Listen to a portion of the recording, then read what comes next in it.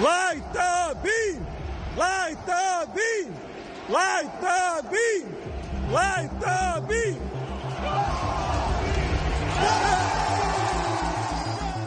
How appropriate that we still light the beam from Sacramento.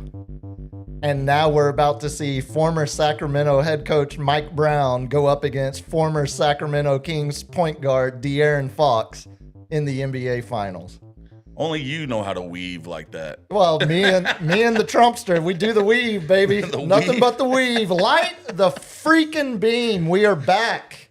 We are back once again here in the Sports Cave, broadcasting live from parts unknown here in the greater north side of San Antonio, where, as always, I am joined by the big man Cap across the table from me, as well as the busiest man on Ticket 760, the satellite studio here at Deep Parts Unknown, of course, run and produced and, schedule. Professional cameraman.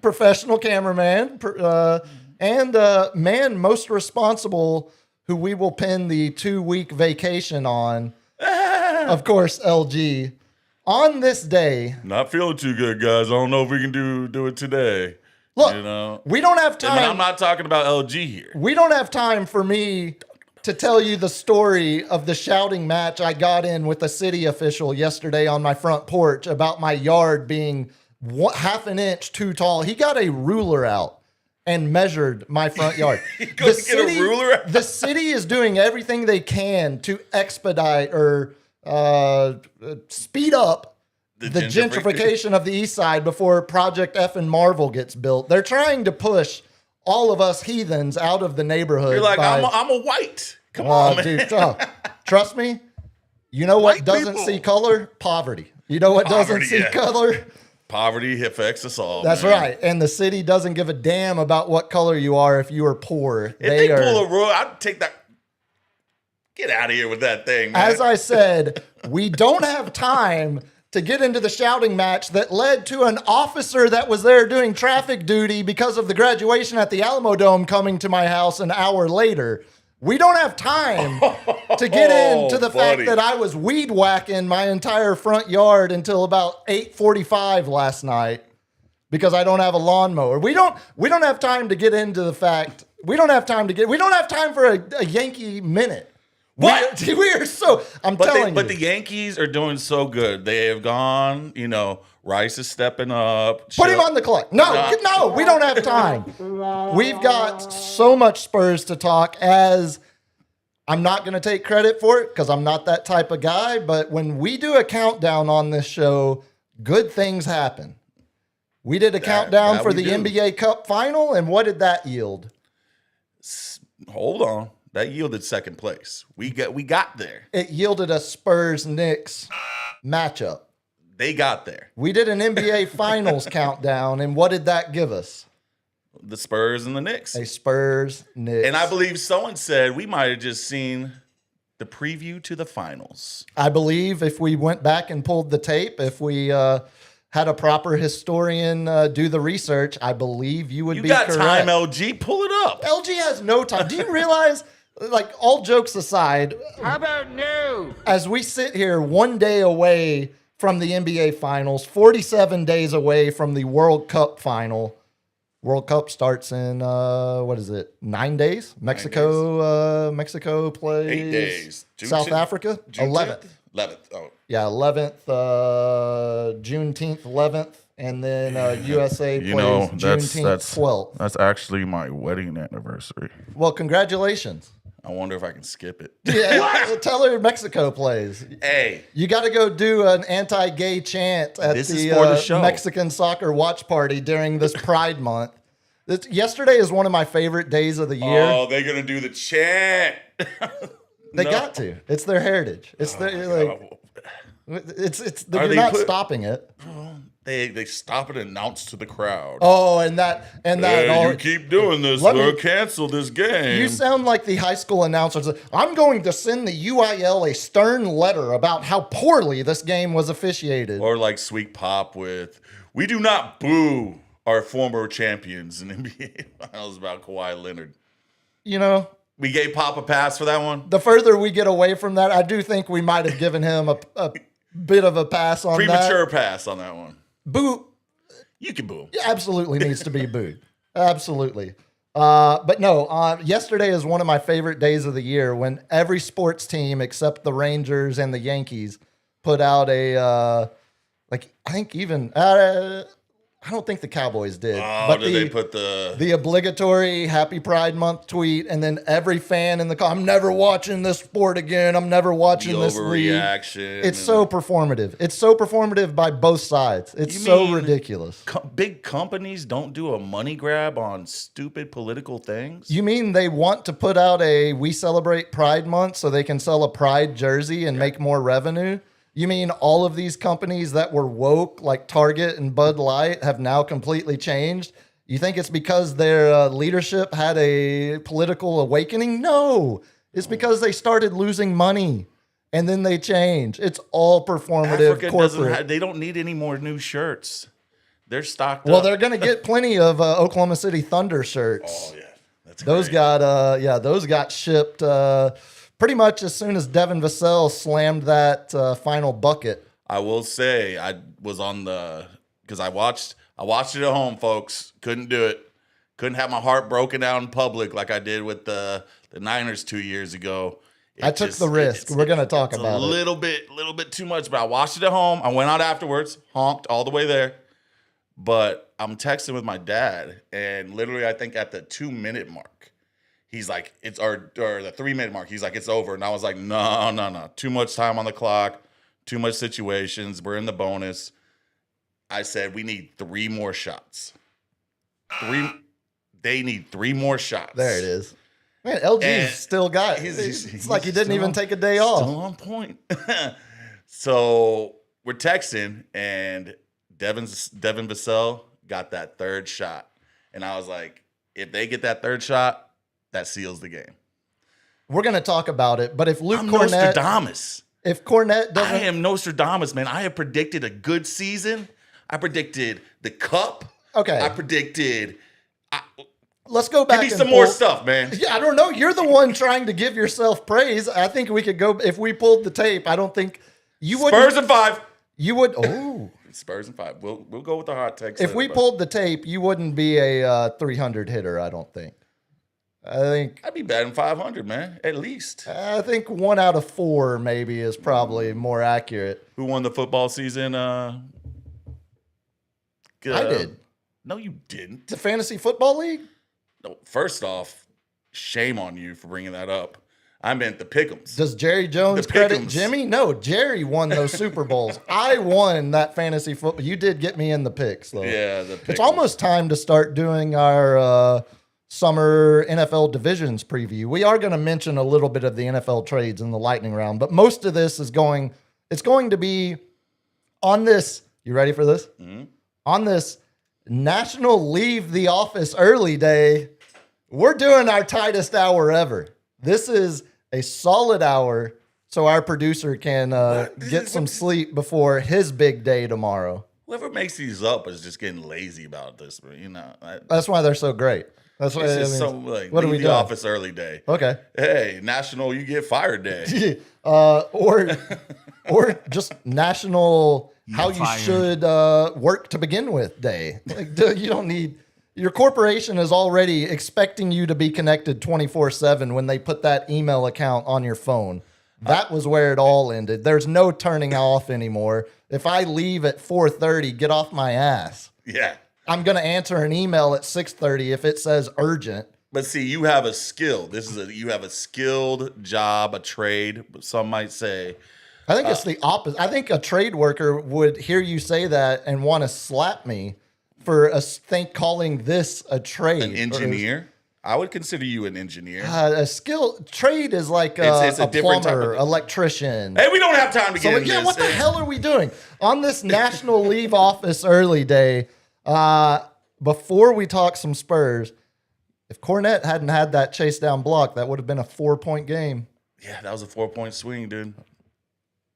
Before we get into all that, I wanted to see the Vince Carter. I wanted to see the vents. He's got to bust it back out. Before we get into all that, LG, the hardest working man at Ticket 760, tell the good people how they can help support the program. That's a low bar. Yeah. It is a low bar. You can jump into the chat here on YouTube. We're streaming this thing live, of course, at Sports Cave Live. And jump into the super chat as well, because the super chat means money, and we like money. I like money. Money's nice. I did ask. I was like, "Hey, do we have 5,000 in the kitty?" I need to Yeah, borrow what- it. Yeah. That's yeah. Japanese toilet money, Holmes. Yeah, Like, I don't know. we'd be having a Japanese toilet in this studio. If we could get 1,000 subscribers up in here, hit that subscribe button, hit that like button, and the notification bell, then we could start getting some ad revenue. And Toilet time. maybe in like 20 years, we could get $5,000 in the kitty. Yeah.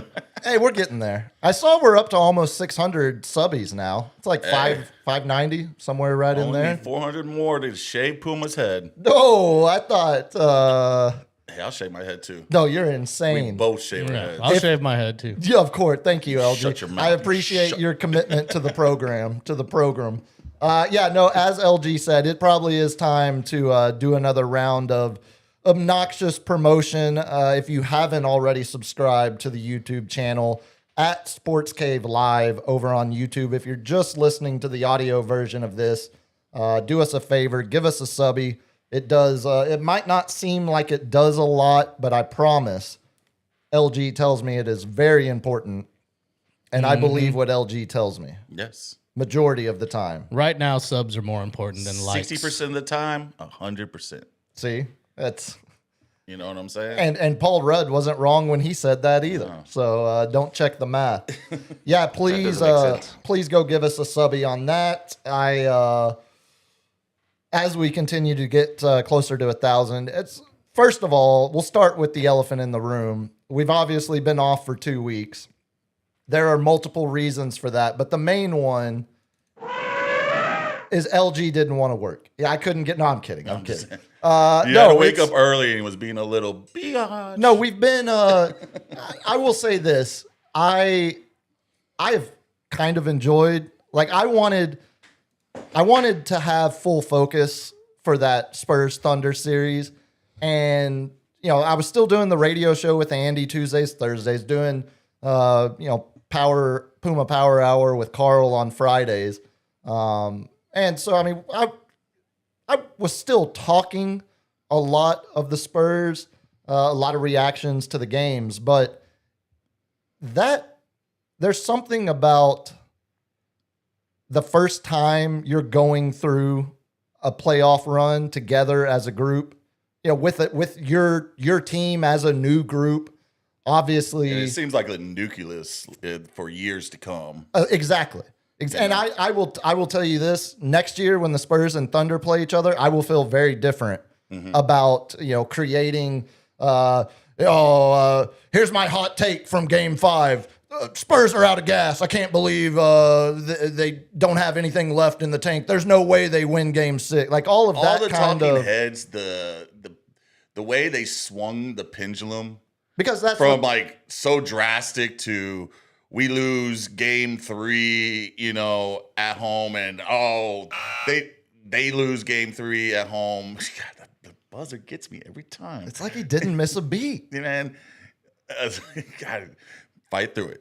And it was just so drastic every other day. I'm just like, dude. And that's the NBA Like, playoffs. Come That's on, like, yes, they don't have the experience, but they have the most winningest coach in history and one of the most brightest minds in the backcourt pulling strings, Mitch Johnson. Let's give him his flowers. Oh, we're gonna give him plenty here. This in a minute. guy is becoming becoming an elite coach because he, like we said in game 1, we have to abandon, or after game 2, they have to abandon the doubling Shea right at the top of the key in the beginning of the play. And they did. And it showed progress. They didn't abandon it per se. They just delayed changed. it. They delayed it exactly. to And where we're it's gonna- like, let's wait in the clock. We're gonna get into the specifics of the the rest of the. We're gonna do a lightning round to close out, but it's about to be solid minutes talking the Thunder series, solid minutes previewing the Knicks series.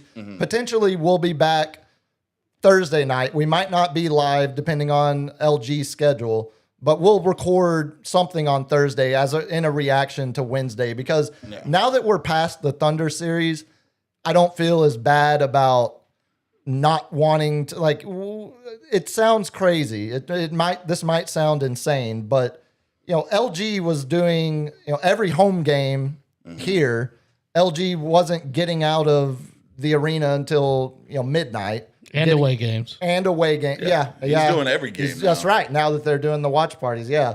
So every one of those games, LG was at the arena late and then waking up to do the morning show with Carl. You and I were hungover as hell after watching the games the next day. It felt like a nice moment to take a little bit of a mental reset and enjoy that series more as fans instead of content creators. And like that. Let that be said, that is only one person's point of view. Yeah, it's mine. It's mine. He vetoed me because I'll put on a bright face, like cut down the sweat just to try to get. I'm like, we got to strike while the iron's hot. So much is to talk about. Let's do it. See, and that's where I completely agree with you, and I understand my standing was the wrong one, but I would do it again the same, because I enjoyed the piss out of just watching that series. I wasn't taking any notes during the games. Like I treated every single one of as a fan. And this is, I know y'all give me hell about this all the time, but it's a fact of, I didn't grow up here. Like I moved here in 2011. When I moved here in 2011, I was still actively rooting for the Mavs. I saw the Mavs win a championship here. Well, they're always going to be, I grew up there. It is what it is. I was back up there for my little cousin's high school graduation, and you'll be happy to know now, everyone up there gives me hell. I'm getting hell from everybody because I have fully moved away from the fighting Miriam Adelsons of North Texas, and Metro sex. And I still root for the Rangers. A bunch of y'all root for the Cowboys. Like it's not a hard thing to understand. That's where I grew up. Those were the teams I watched. We were the Spurs' little brother for 20 years. I watched my favorite player to ever play any sport get beat regularly by the San Antonio Spurs. And again. Which is also when we moved here in 2011, the pains of the 2013 Ray Allen shot and the redemption of the 2014 title, those that still felt like the old chapter of that still felt like the little kid in me was like, damn it. They got redemption. It's just a fact of growing up in DFW for the first 18 years of my life and growing up north of San Antonio for, times in Abilene, in college, Abilene, Stephenville, Austin, San Marcos. I guess there's old heads like me and LG who are just prone to these playoff runs and how the city reacts. Yeah. I have experience. And how the overreaction of, oh my God, these girls are twerking in Commerce or on Southwest Military. And I'm like. Well, there is the unfortunate one kid that fell out of the car. Yeah. He got died. He officially did? Mm-hmm. Oh, that's awful. Do stupid things. Well, okay, let's not victim blame. He's not a victim. Well, he's a victim of a bad decision. Yeah. Okay. How many people that fall? I'm sorry he's dead. I'm not supporting like, yay. No, send the family but I'm a like, ham, hey, of course. you fall out of the car, hit your head. Guess what happens? Sometimes you die. Yeah, okay. Yeah, that is. We're not gonna. You're not wrong, your Walter. homie's gonna pour one out you're for not you. Wrong. But anyway, they've been doing that ever since. It's just the fact that I had to have this conversation in 9 years. Since we had a decent, even though I want to call when they had a decent, got them before the buzzer. You did. You were corrected. Nice. When they had, which I don't call the Aldridge days, post Kawhi Leonard getting Zaza'd. I don't really call those really great runs. That was still just creeping in transition. the playoffs. That was still a team in transition. Did Mark DeRozan. That's a mixture of DeMar Mark DeRosa. Yeah, exactly. DeMar DeRozan. DeMar DeRozan. I'm done. It's been a decade. Yeah. And think of the technology of camera phones. Always having to take a selfie, living your life through the lens. We got to put everything on blast. You got to, that wasn't around a decade as prominent as it is today. It's such a social necessity. So, yeah, we were all acting the same way. Oh, yeah. I So, can imagine. everybody's like, I can't believe this. And I'm like, first off, you bartenders out there sitting here complaining and I don't have children. I've seen you twerk on a dirty bar floor in front of a bunch of guys. That's different. Boogie Minor night detail. style. You need to settle down. I don't want to say any names, I did see a lot but y'all need to calm down on that one. I saw a lot of the posts of it never used to be like this. Oh my God, I can't believe. they're so ratchet. Oh, I'm like, is that street more dirty or that bar floor more dirty? I don't know. Pick your poison. I'm glad you brought that up though, because that is the last 2 weeks of that Thunder series will be my first lasting memory of being a full-fledged Spurs fan. You were down there every night, weren't you? Every night, every man. win, every night. It was awesome. Downtown, Southwest Military. Yeah. I mean, we went to both. You went down to Southwest? Yes, hell yeah. Buddy. I go down there. That's the best food in town is down there. Yeah, that's true. Silver Star, best Chinese food in town by far. Not on Southwest Military, but Southside. Sponsor us. I think one of us would have to learn Mandarin to negotiate the deal LG, you got that right. incredibly. I'm Filipino. Yes. Oh, and that helps our case. Because it's incredibly authentic. But no, that was feeling. I kind of knew after game one, I didn't want to come in and do the react to each game, I wanted to experience that as close as I could to just being a fan. I was still, like I said, still doing one of the most epic games. insane. I don't know if anybody remembers getting the VHS or the DVDs after a Spurs championship. Oh, of course. And it gives you the whole document series. You get a game by game DVD. That would be the highlight. That is like, this is when it all started clicking. And then he had to go through the battle testing of beating the champs and the refs per se. Okay. After Tony Brothers killed me this year. God. One thing I will say about Tony Brothers, at least he's consistent. Consistent Consistent.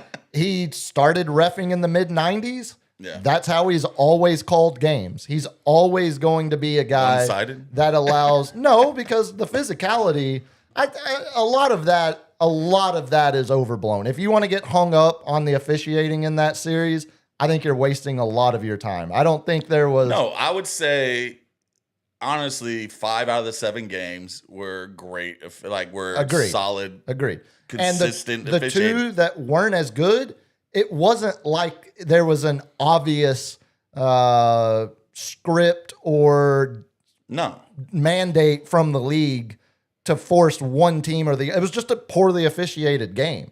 But it's poorly officiated, and then yes, it goes both ways.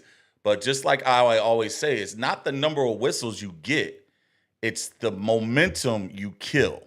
All right, and we're gonna be talking about some momentum today. Let's do it. All right. So when Tony Brothers did not call the obvious goaltending, one comes back, calls he's over and back. Obviously, clear wasn't over and back. I've seen closer calls than that. Sure. Yeah. Guys stepping out of bounds, but doesn't call that, looking straight at him. So you're calling the Spurs mentally soft for not being able to respond to that because there was still a lot of game left. That was one of the games where we were within 8. They were within 8 points, and they had 4 to 5 egregious things.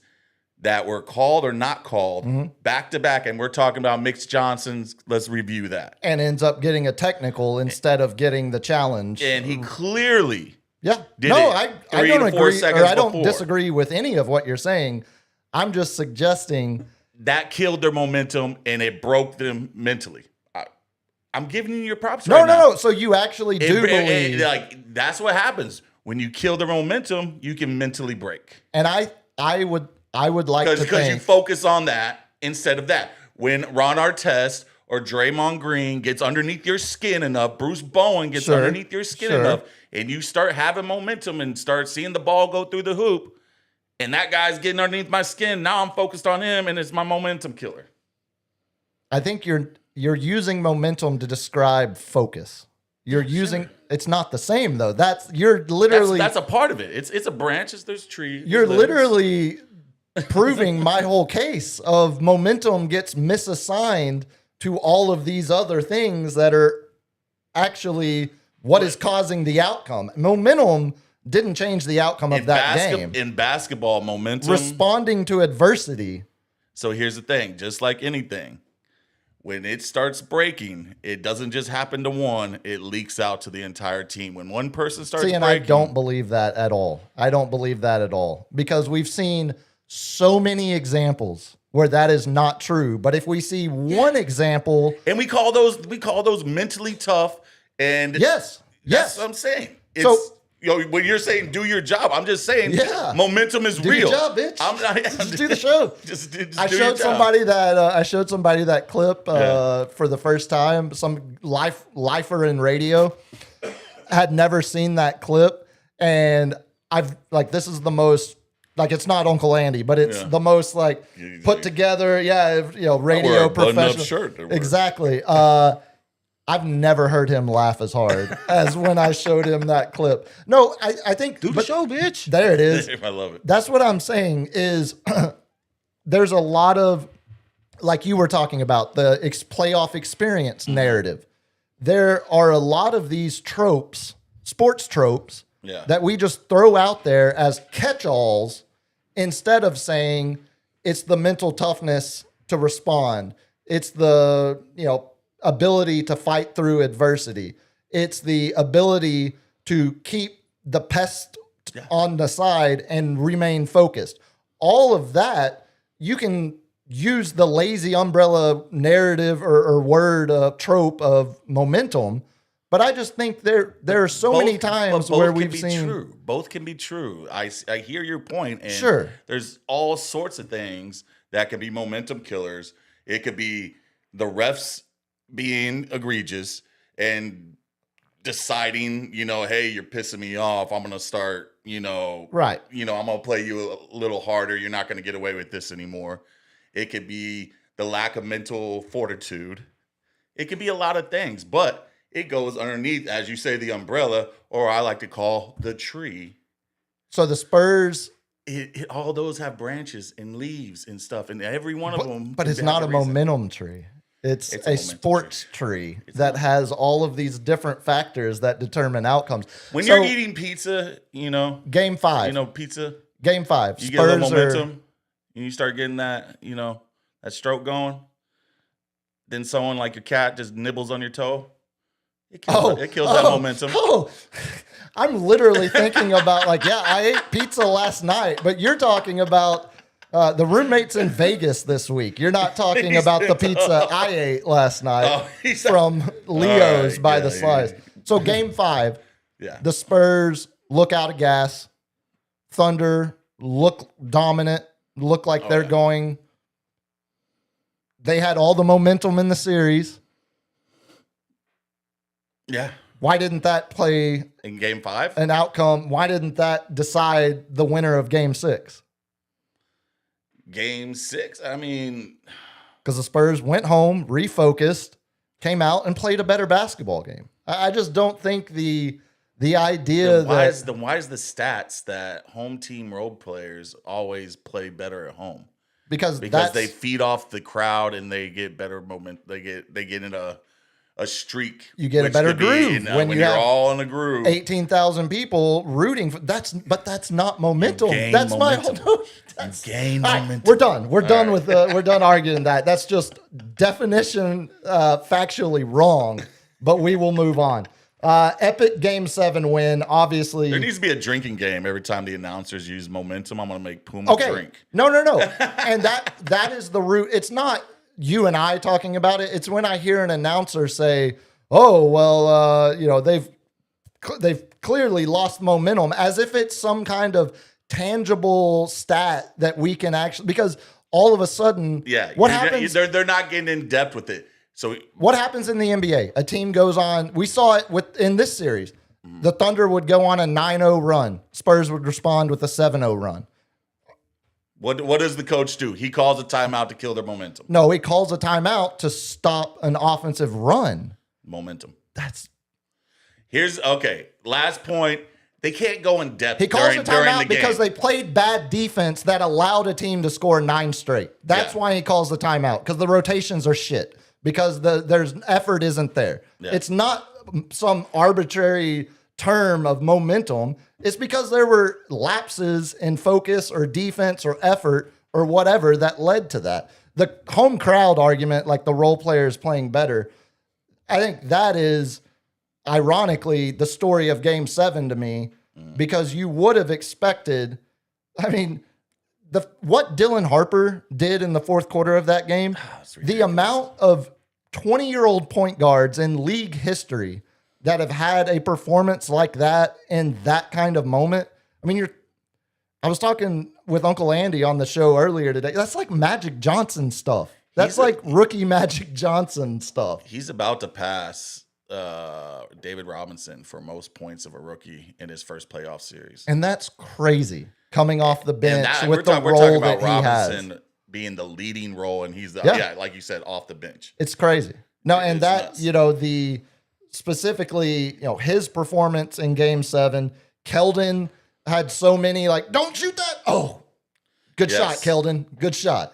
So many of those moments where earlier in the series he wasn't as much of a factor, and then came through in the biggest moment of his career. It felt barking like a dog. Dude, I love it. Just woof. How many times they called Chet a bitch after blocking a shot, or it's like you could tell. Man, I've never seen a man's soul get stripped out. We're going to talk about every that game, in a second. Not just one game. No. That was every game. You just saw Chet just staring, mouth agape like Eli Manning. And I think that's why everyone is in a rush to trade Chet now. Every armchair GM. Hey, good max contract. We're gonna talk. Well, look. No, I don't give a crap if he played with Gonzaga and you liked him in. No, college. I'm gonna tell you, he is he's finished top 3 in Defensive Player of the Year votes the last 2 years. He's a third-team All-NBA player. If it wasn't for Wemby, you would be talking about. Do you think those people want their votes back? No, because it's a regular season award. That's my whole point. We're going to talk about Chet and OKC here in a second, because I do want to see where your head at is on Chet. But for that to be the first time these two teams play each other in the playoffs, and that's the product we got. You couldn't have.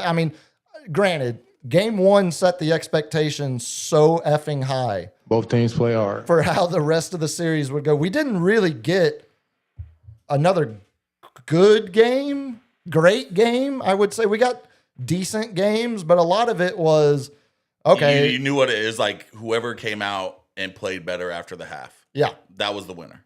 It was not, they fight back a little bit, stop a run, but they always had OKC and San Antonio, for which games they won, always had an answer for to put them back down and then win by 15, 20 points. Well, and you mentioned the talking heads being so dramatic one way or another. I think that's because the games were that dramatic of a margin game to game. Like there wasn't. The score doesn't tell the whole story. Like I believe Game 6 was actually competitive.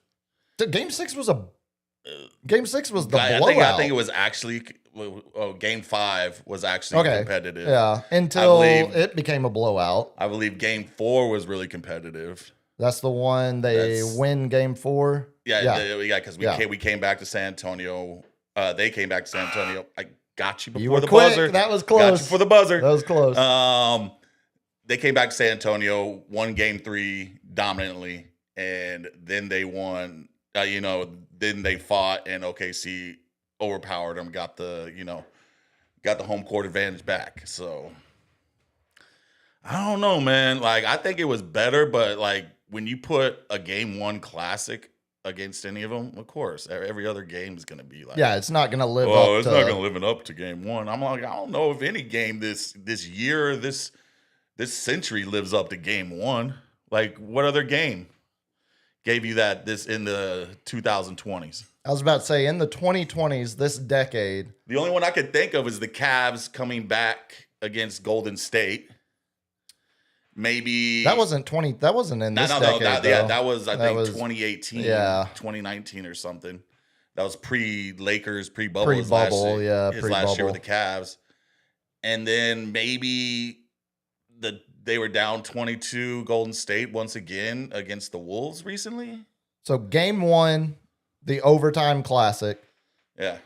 Double overtime. Double overtime classic. Yeah. It was double overtime. No.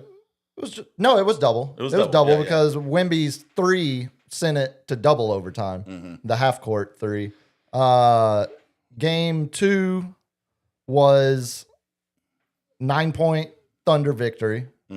Game 3. But that was when no De'Aaron, no Fox. Right. Still no Fox.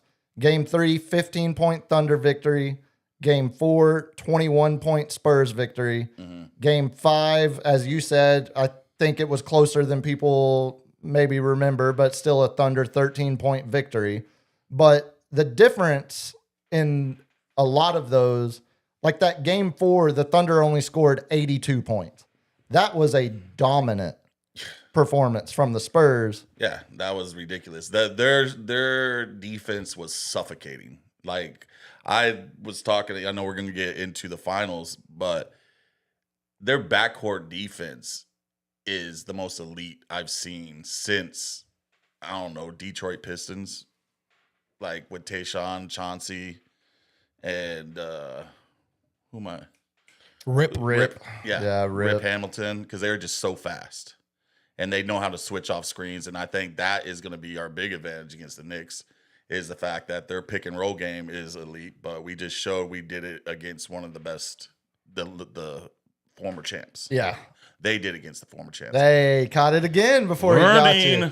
You're getting back into it. I would have to think about it more. I'm hesitant to make a hyperbolic statement of agreeance, but I'm racking my brain, and I mean, there's not the way they specific one that comes to mind. The fact that Champagnie, like even the bench players, Harper, Keldon, Castle, Vassell, can all switch off each other. Yeah, and we know Castle's the dog.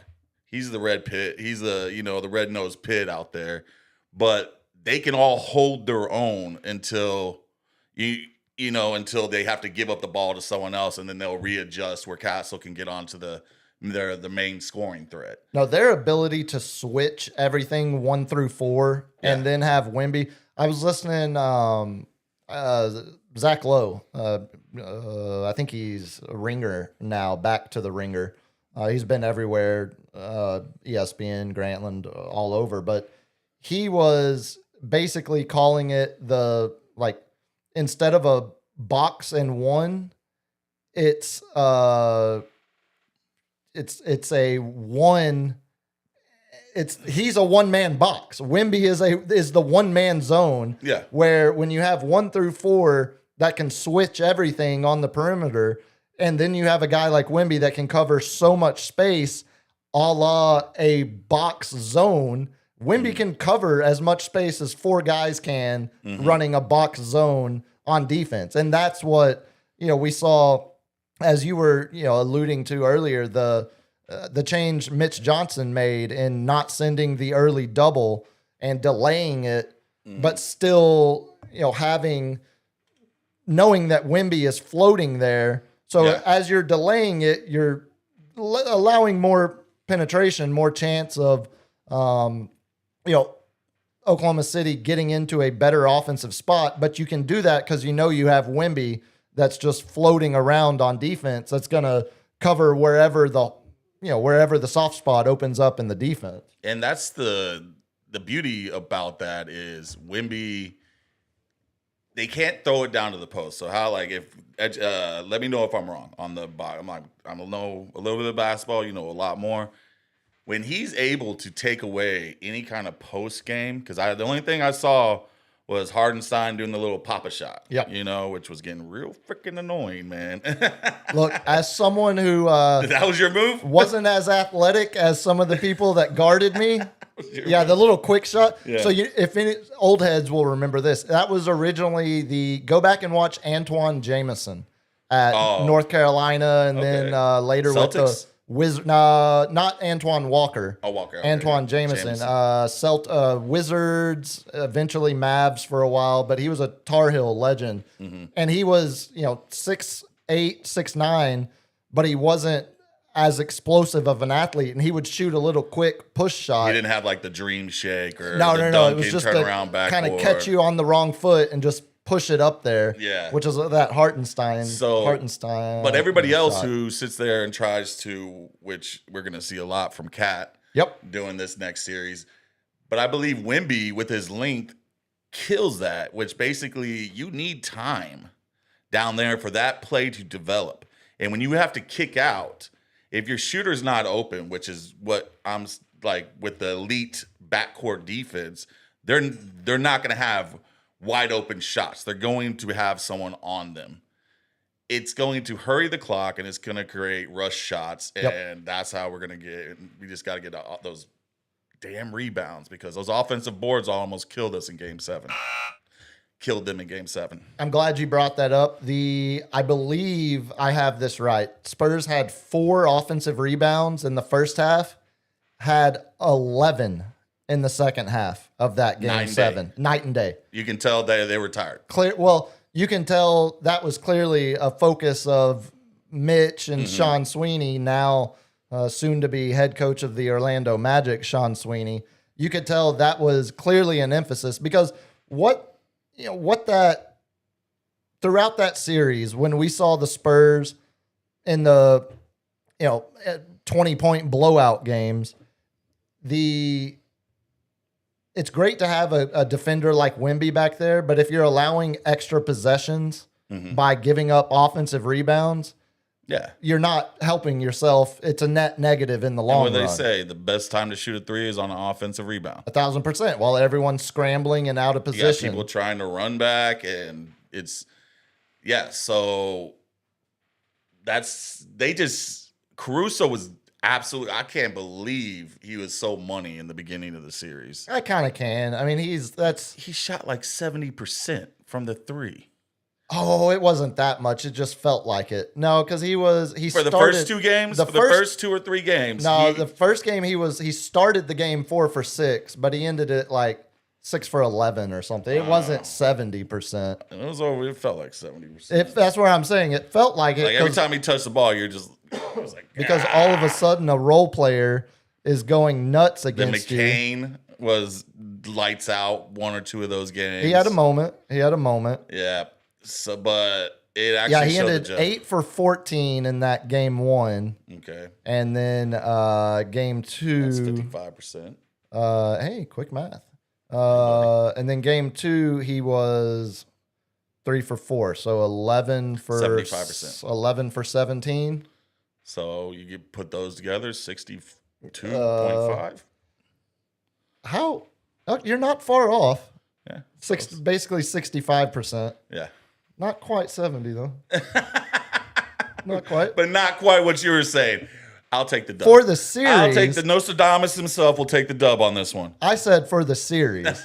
No, I said for the first couple games he was lights out. You corrected yourself after. Oh, because I was like, pass it to Caruso. Let him shoot it. Check the tape. Let him run the tape. I was like, let him shoot another 3. Come on, man. Just like I used to root for Russell Westbrook doing that. I was like, Yeah, no, that was, and I think Thunder fans would even tell you, even though Caruso was knocking down a lot, you have to know that can't be your offensive strategy for the entirety of the series. And to a little bit of SGA's credit, I thought Game 7 was the most,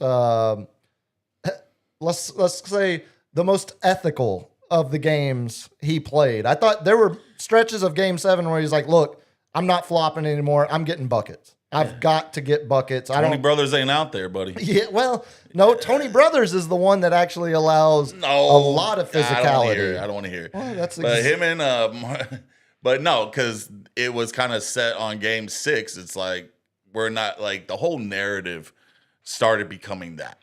And if you don't think the league takes notice, Adam Silver doesn't take notice to this is what it's being called. Oh, the NBA pays attention to social media more than any league. Yeah. Absolutely. So when they're seeing SGA fall every freaking play he shoots, jump opposite direction of the rim into it, angle, which is illegal by the rule book. That is something they changed a couple of years ago. And I used to say, did we get rid of the rule of flopping where you get fined?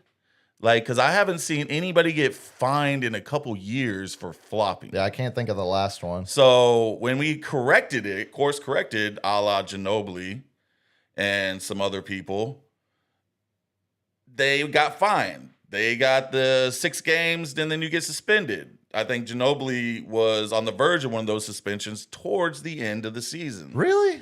Yeah. I didn't think they had changed it till he was gone. They didn't have that rule. Yeah, I think that was gone Since by that Ginobili? point. Yeah, because that wasn't until It was recent. fairly recent. It was like 3 or 4 years ago. something like Maybe that. I'm thinking of the technical Yeah, fouls you or might be something. thinking So of the that. first season they called it 26 times. This season, 1 time.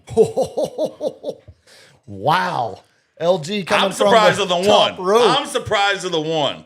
Like, thank you, LG, but I'm surprised one got fined. I wonder which one the one was even. I'm Luka. trying to remember. Luka, LeBron. Yeah, Some probably no-namer. Luka. no-namer? Oh, yeah, that makes more sense. Yeah. So they don't have to attack one of their stars.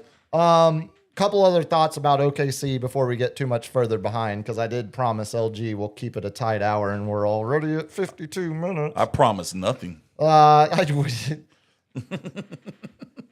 a yin and a yang here, or yin and a yang. Will the Spurs Thunder rivalry reach Spurs Lakers levels? Oh, man. If we get this series, I'm afraid to say yes, but everything in my mind says yes, only because they have so many lottery picks, and they have a bench that's talented that could be starters if they get more polished, and they're in the West. and they didn't have their second best player for the majority of this if they series. get Giannis and trade Chet, that's scary. I would suggest if they just had a healthy J-Dub. Yeah, so next year is going to be scary with a healthy J-Dub and the way we celebrated and on their court. They got fuel now. They got fuel. If the Spurs play the Thunder if this was the first time over the course of the next 9 years, if they end up playing them 5 more times in the next 9 years, Yeah. the Thunder will go down as a bigger rival than the Lakers. It depends on if the Spurs and the Lakers are the champions. And I think that's why OKC get 3 chips, and then say San Antonio gets 4 chips. That's kind of why I say it, because I think that's where we're headed. That's where the rivalry took it, because the Lakers were always in it, always Kobe, No, Shaq. the NBA Finals were Spurs versus Lakers in the playoffs. And if I don't see And the then East one of getting those any teams- better, That's what I'm saying. That's the other side of it. And I think, I was talking about it with Andy earlier.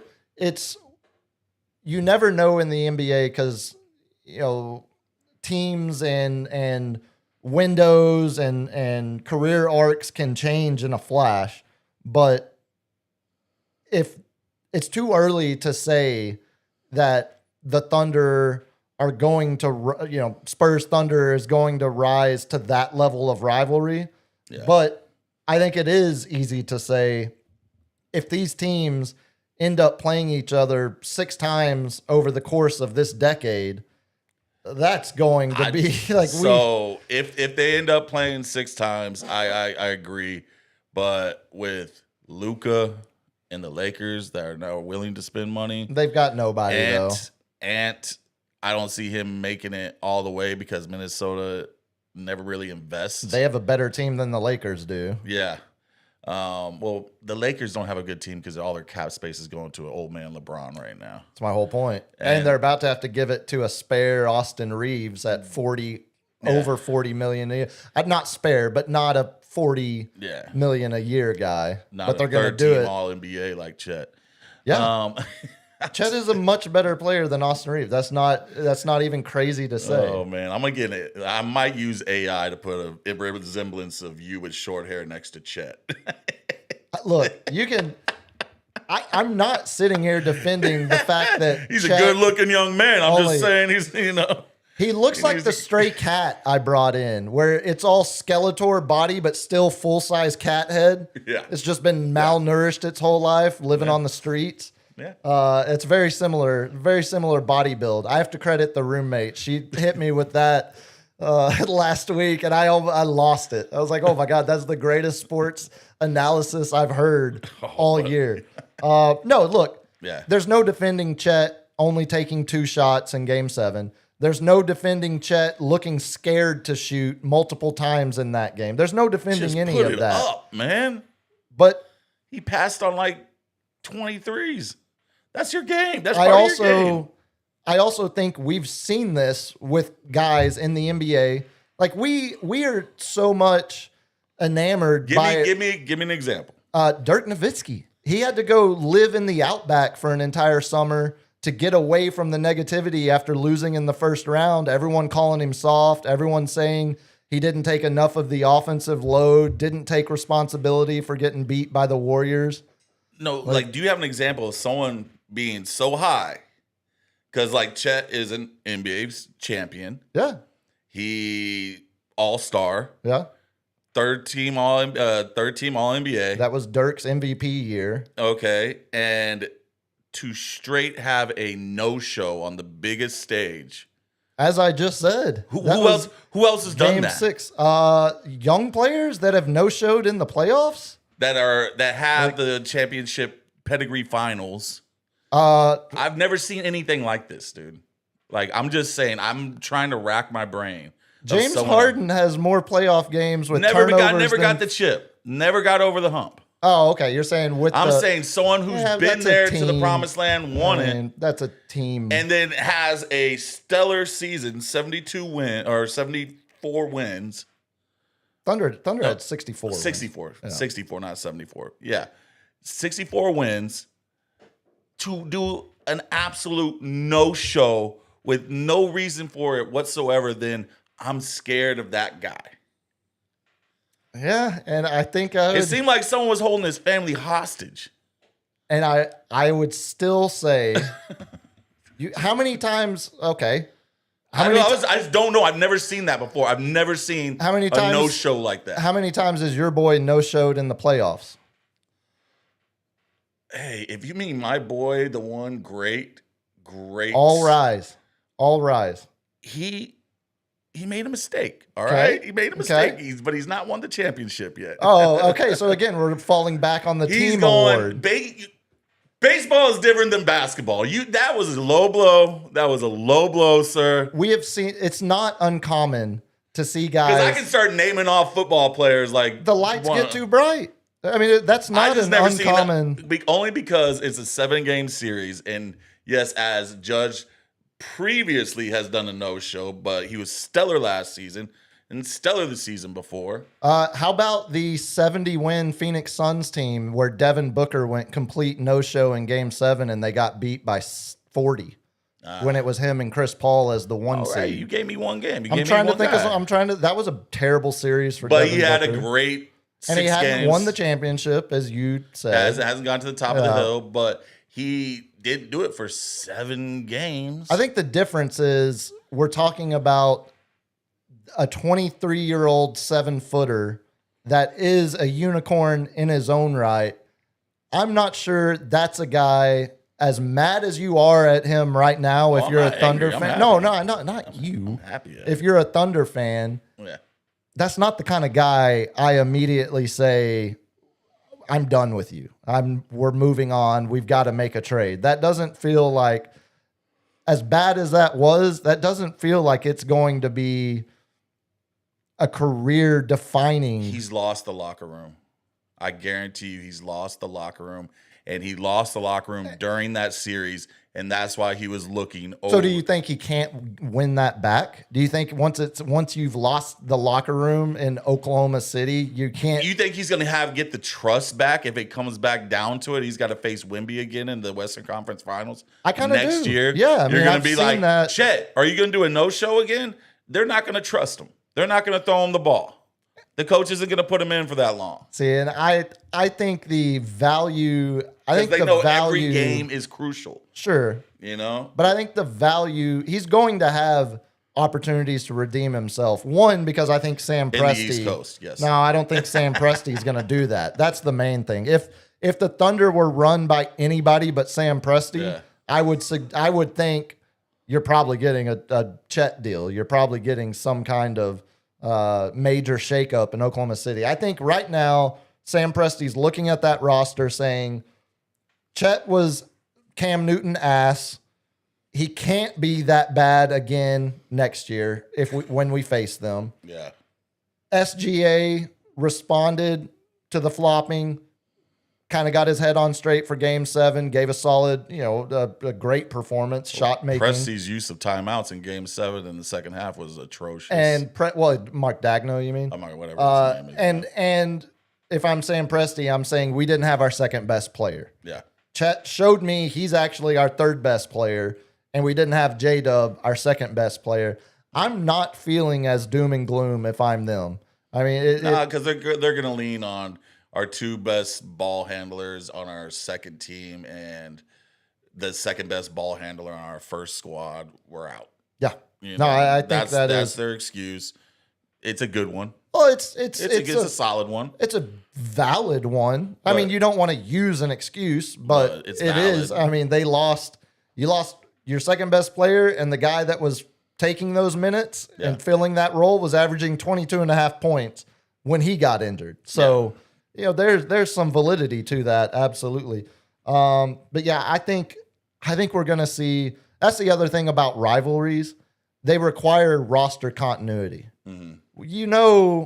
The Spurs are going to be the same team going into next year, depending on, Harrison Barnes, if he comes back at 34 years old. Mm-hmm. You got to work out a deal with potentially Sham Penny. But you're not looking at a Spurs team that is up against the apron and not going to be able to re-sign guys. If they want to re-sign guys, they're going to do it. They have the flexibility. My final point on it. Hold on real quick. Yeah. The Thunder roster, this is where the continuity, I think, needs to be there to keep the rivalry, because we need chapter 2 of Chet against the Spurs in a playoff series. Because if Chet comes back and has a monster series somehow next year, now we've got some rivalry. Because you can't have a rivalry when just one person is beating the hell out of the other guy and there's no response. Then you're just a bully to a mentally weak child. Spurs Timberwolves, Spurs Mavericks. Yeah, I mean, even though they got one on them. Well, Andy reminded me of a good one. Again, another good old head. Spurs Jazz. Before Timmy, with Karl Malone elbowing the Spurs piss out of David Robinson. That was before there were the Lakers. It was the Jazz. Yeah. So I mean, I'm excited. I hope the Thunder don't make a Giannis trade. I hope they keep that core at least for one more year, because I want 7 more games of those same guys playing each other. I want to see that again. My final point on that is exactly what you are alluding to, the core nucleus players. A la Spurs, Tim Duncan, Manu Ginobili, Tony Parker, Shaq, Kobe, Gasol, Odom, Thunder, Shea, J-Dub, and Chet. All right? I've never seen any of those nucleuses have a player, a part of that nucleus, be so ass and straight soul ripped out of their body ever. Paul Gasol, 2011, when the Lakers get swept by the Mavs in round 2. Absolutely Every game he was done. Kobe was their only offense. All right. Had no response playing against Dirk, as So Dirk was just fully insane. That was the first valid one you've said. What are you where it's talking the whole about? I series. threw out- The whole series. You said one game. I said the whole series he was ass. Oh yeah, no, that was a sweep, And they got a so sweep. it was easy. Now Yeah. a game 7, I've never seen game 7. He might have gone for like 40 in one of those games, and I Yeah, don't that's remember. what I'm like, I'm gonna have to I don't check know. some numbers on that one. Hell, I don't know. But onward to the Knicks, man. Or Spurs. God, you got me saying Mavs now. Spurs minus 210 series favorites. Basically 2-1 favorites. Yeah, 2-1. It's kinda shocking, I saw right? like 55, 57% Spurs or something. What on On like Poly Market or Kalshi? yeah, I don't know. One of these Yeah. things I see. I scroll past. Yeah, This thing's listening to me. yeah. LG, You've been. your freaking That's house. your own AI. I know. That's I turned you. that off, dude. Nah, it doesn't sound like it. Yeah, minus 210 favorites. Kind of surprising number when I saw it come out. Yeah, it's I don't like being that much favored, but let's go into why you think we are that favored. one of these teams. They are that favored. One of these teams was a 62-win regular season team that just defeated the 64-win reigning NBA champions in a 7-game series. In a much tougher Beat a team conference. beat the defending champion on the road in a game 7. Have been tested way more than the Knicks. The biggest adversity the Knicks have faced was screwing up and being down 2-1 to the Hawks in round 1. 2-1 to the Hawks. I mean, there hasn't. That seemed like so long ago. I mean, the Knicks looked great destroying the Cleveland Cavaliers, but according to Cavs head coach Kenny Atkinson, we actually won 2 analytically, we were the better team. In we this won 2 of series. those Yeah. games. I think all of that. I think at the core, the Knicks get overvalued by the populace because they're the Knicks. Biggest market. But Vegas, I think, clearly looks at the fact that Spurs are a damn good basketball team. What they just did, and it's not hard to believe it when you say it. The Knicks aren't nearly anywhere close to as good as the Thunder overall. I don't know. Overall. Probably with this 7 It's a different series now, but probably with this 7-game series where they lost 3, I don't think they were in double-digit L's since February. I don't think they lost more than 10 games. you talking about Spurs? Yeah. No, they That's how good they've been rolling. And like since February, they only lost 3 games where Wemby played more than 15 minutes in the game. exactly. Like they were So- the best team the Spurs have been the best team in basketball for the last 4 months now. Mm-hmm. Yeah, Yeah. So that's why Vegas has them as a 2-1. my exact betting quote. favorite. I was talking to another friend of mine out west. Literally said, "My plan is there has to be a draft clock." No, that playing because he has no draft clock for his fantasy football team. Oh God, Yeah, it's brutal, dude. I said our defensive why back. would you do that to yourself? dude? Anyway, Anyway, I don't know why. I don't know. I was like, Cat is going to be the focal is going to be our focal point, and OG is going to be the X factor in this game. Completely agree. Jalen's going to Jalen. Yep. Just like SGA was going to SGA. But we have the best backcourt defense. So do I think, yeah, sure, try to go to the hole. Wemby's stalking. You're going to have to kick it out.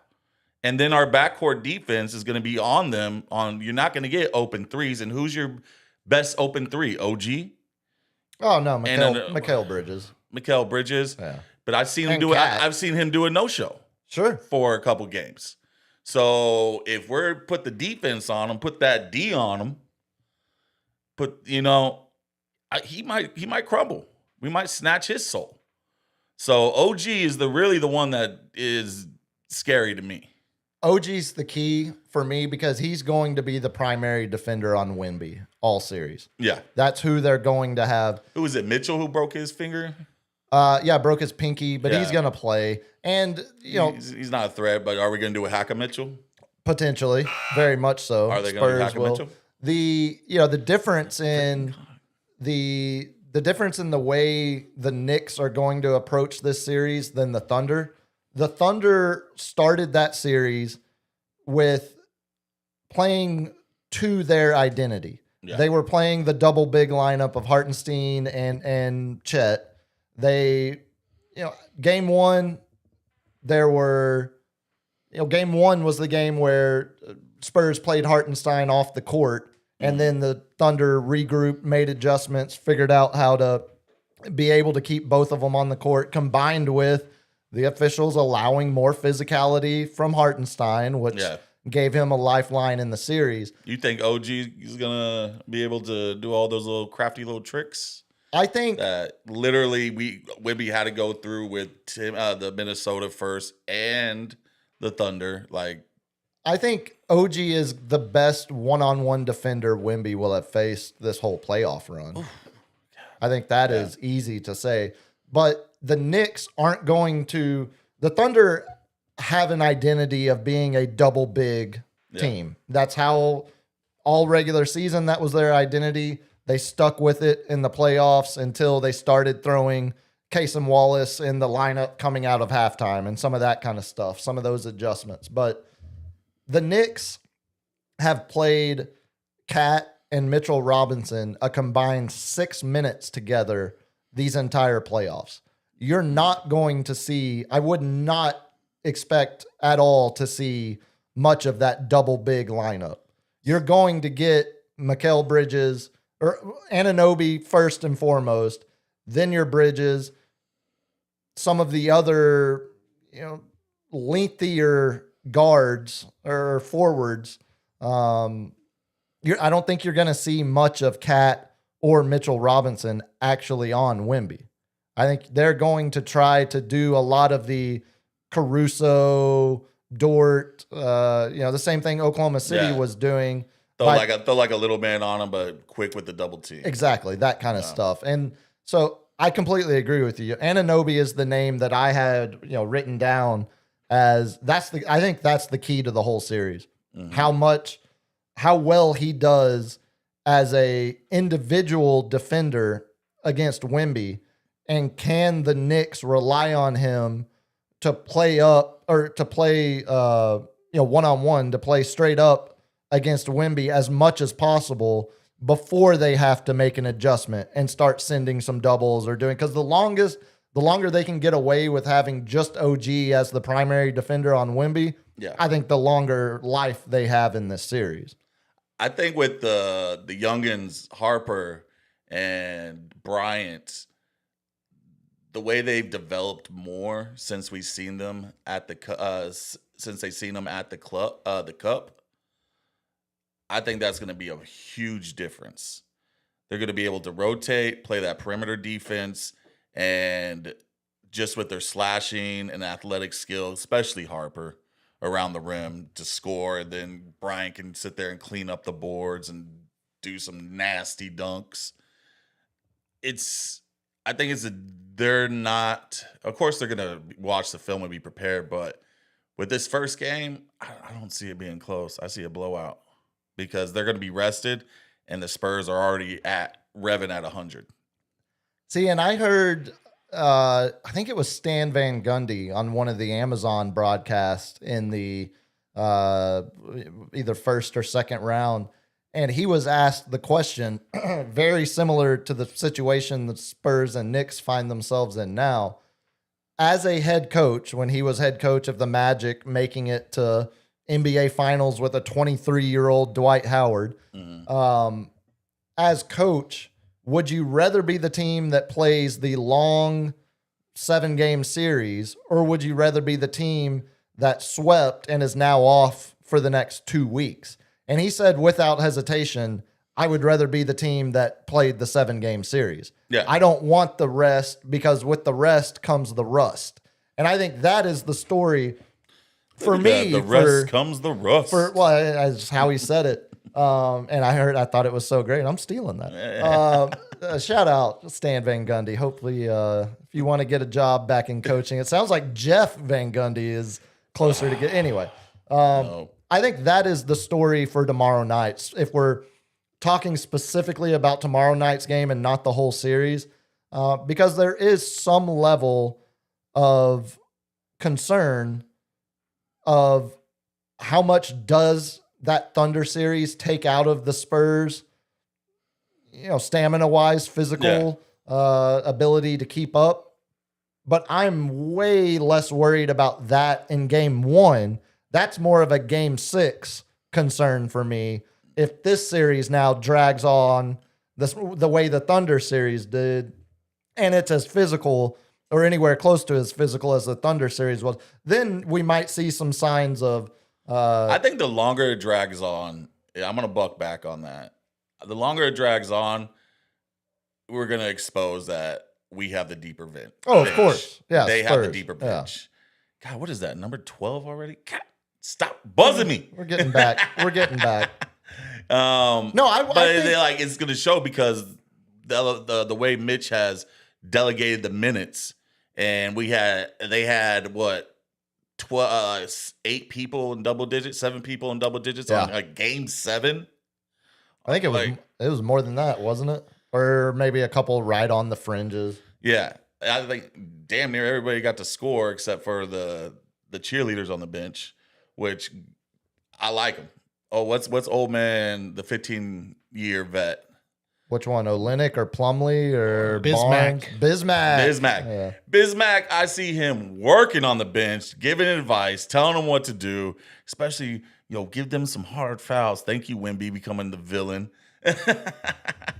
Yeah, that was pretty great. I loved it. The mandate of make them feel it. Yeah. Or how about Wemby looking down at Carter Bryant and telling him, I'm proud of you? Oh, there are so many great clips, so many great moments. No, I say it, of course, I think if the series drags on, it will, I agree with you, it'll expose the Knicks for not having as much depth as the Spurs do.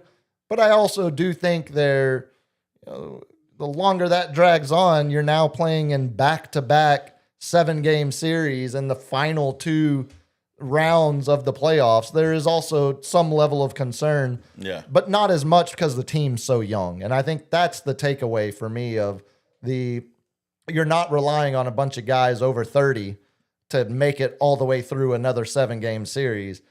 These are, still young kids that are, these basically Wemby would be a senior in college.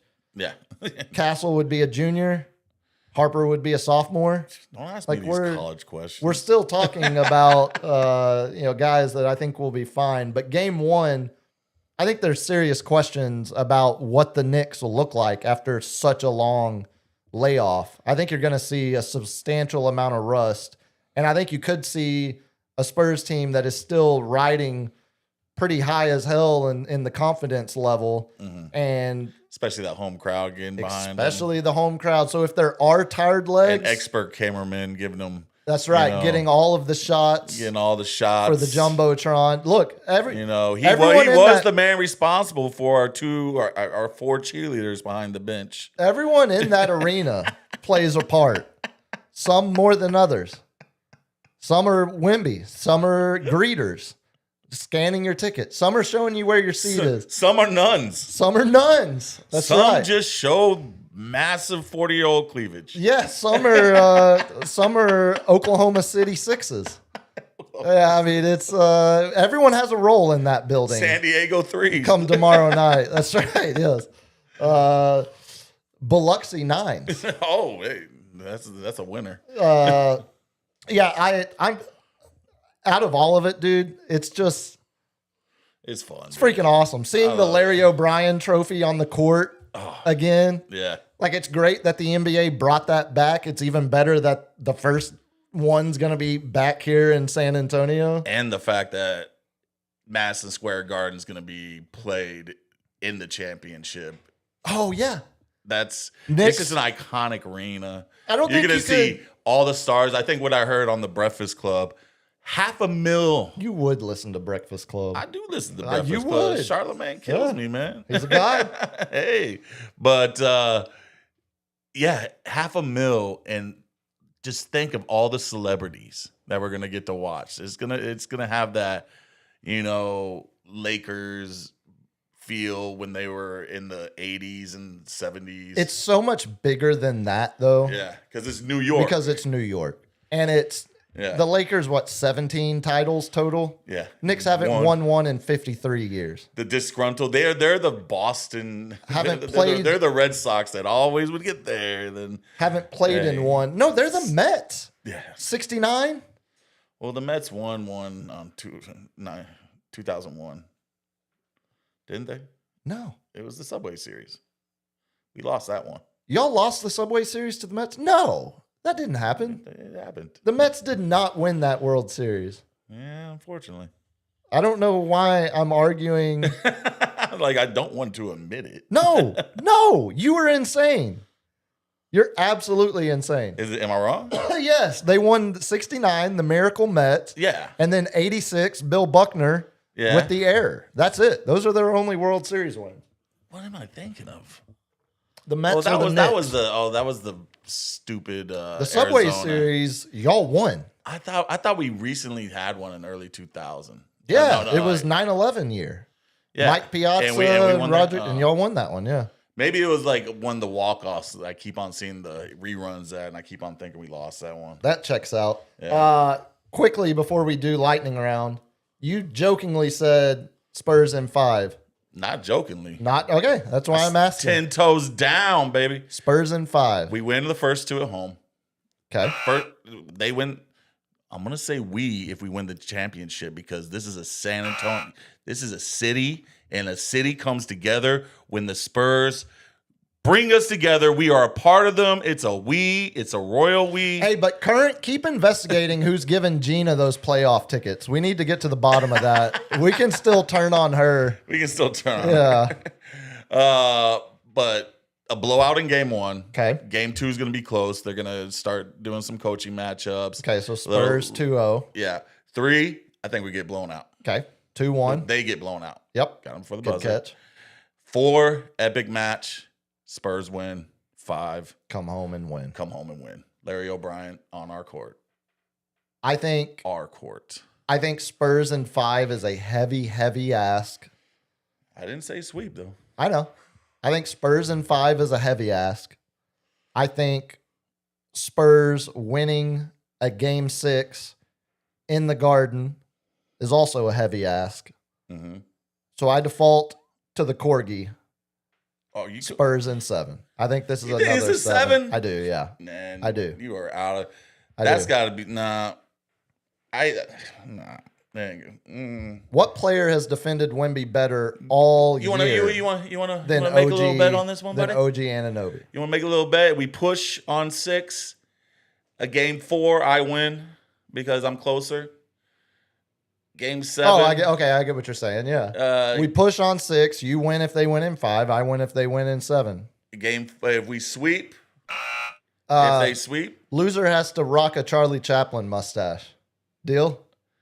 that's the Adolf, bro. No, it's not. It's all in how you view it. It's Charlie Chaplin, bro. That's an American icon. That is a pioneer of American film. A reverse Charlie Chaplin, an Asian mustache. Yeah, that's cultural appropriation, and I won't do that. Us whites can't do that one. So on this day, we're going to talk about it a little in lightning round. Yeah. But on this day last year, okay, Yeah. I had this note. You'll remember it was the beginning of Thunder Pacers NBA Finals. That's what we were talking about. NBA Finals showcase fresh talent and first-time champs. That was the recently arrived Thunder going against the surprising finals team, Indiana Pacers. Tyrese Halliburton on a crazy run until his Achilles popped What in game game was that? 6. Game 6? So he missed game 7. That was the first year of this fresh new era of the NBA. The fact that this year we're getting another NBA Finals. Who's the most established superstar in this NBA Finals? Established? Yeah, Cat. I would say Brunson. Yeah, but Cat Brunson did or it. Cat Did it push. so long in Minnesota. Cat did. You're so right. Yeah, Cat would definitely be the answer. He's got longevity. Do you think of him as a part? Like he's firmly a part of this next era of the NBA. Halliburton last year, with same Thunder team last year. Who's this gonna year, be- Spurs and Well, Cat Cat's- and Brunson. Cat's on his, if he's at his peak, even though I think he's a little bit declining a little bit, but it's got to be Jalen Brunson's the superstar. Oh, Cat's on the same peak of De'Aaron Fox, Yeah. late 20s, like been But in the he's a league big, he's a big guy. It's decade. a little more. Oh no, little more. I'm not disagreeing. I'm saying just in terms of where he's at in his career, in terms of how long he's been in the league. Yeah. We're getting back-to-back years. It feels like last year you could have called it a fluke. This year, I think you can firmly say we have entered the next era of NBA basketball. Yeah. We are exiting the LeBron, Steph Curry era.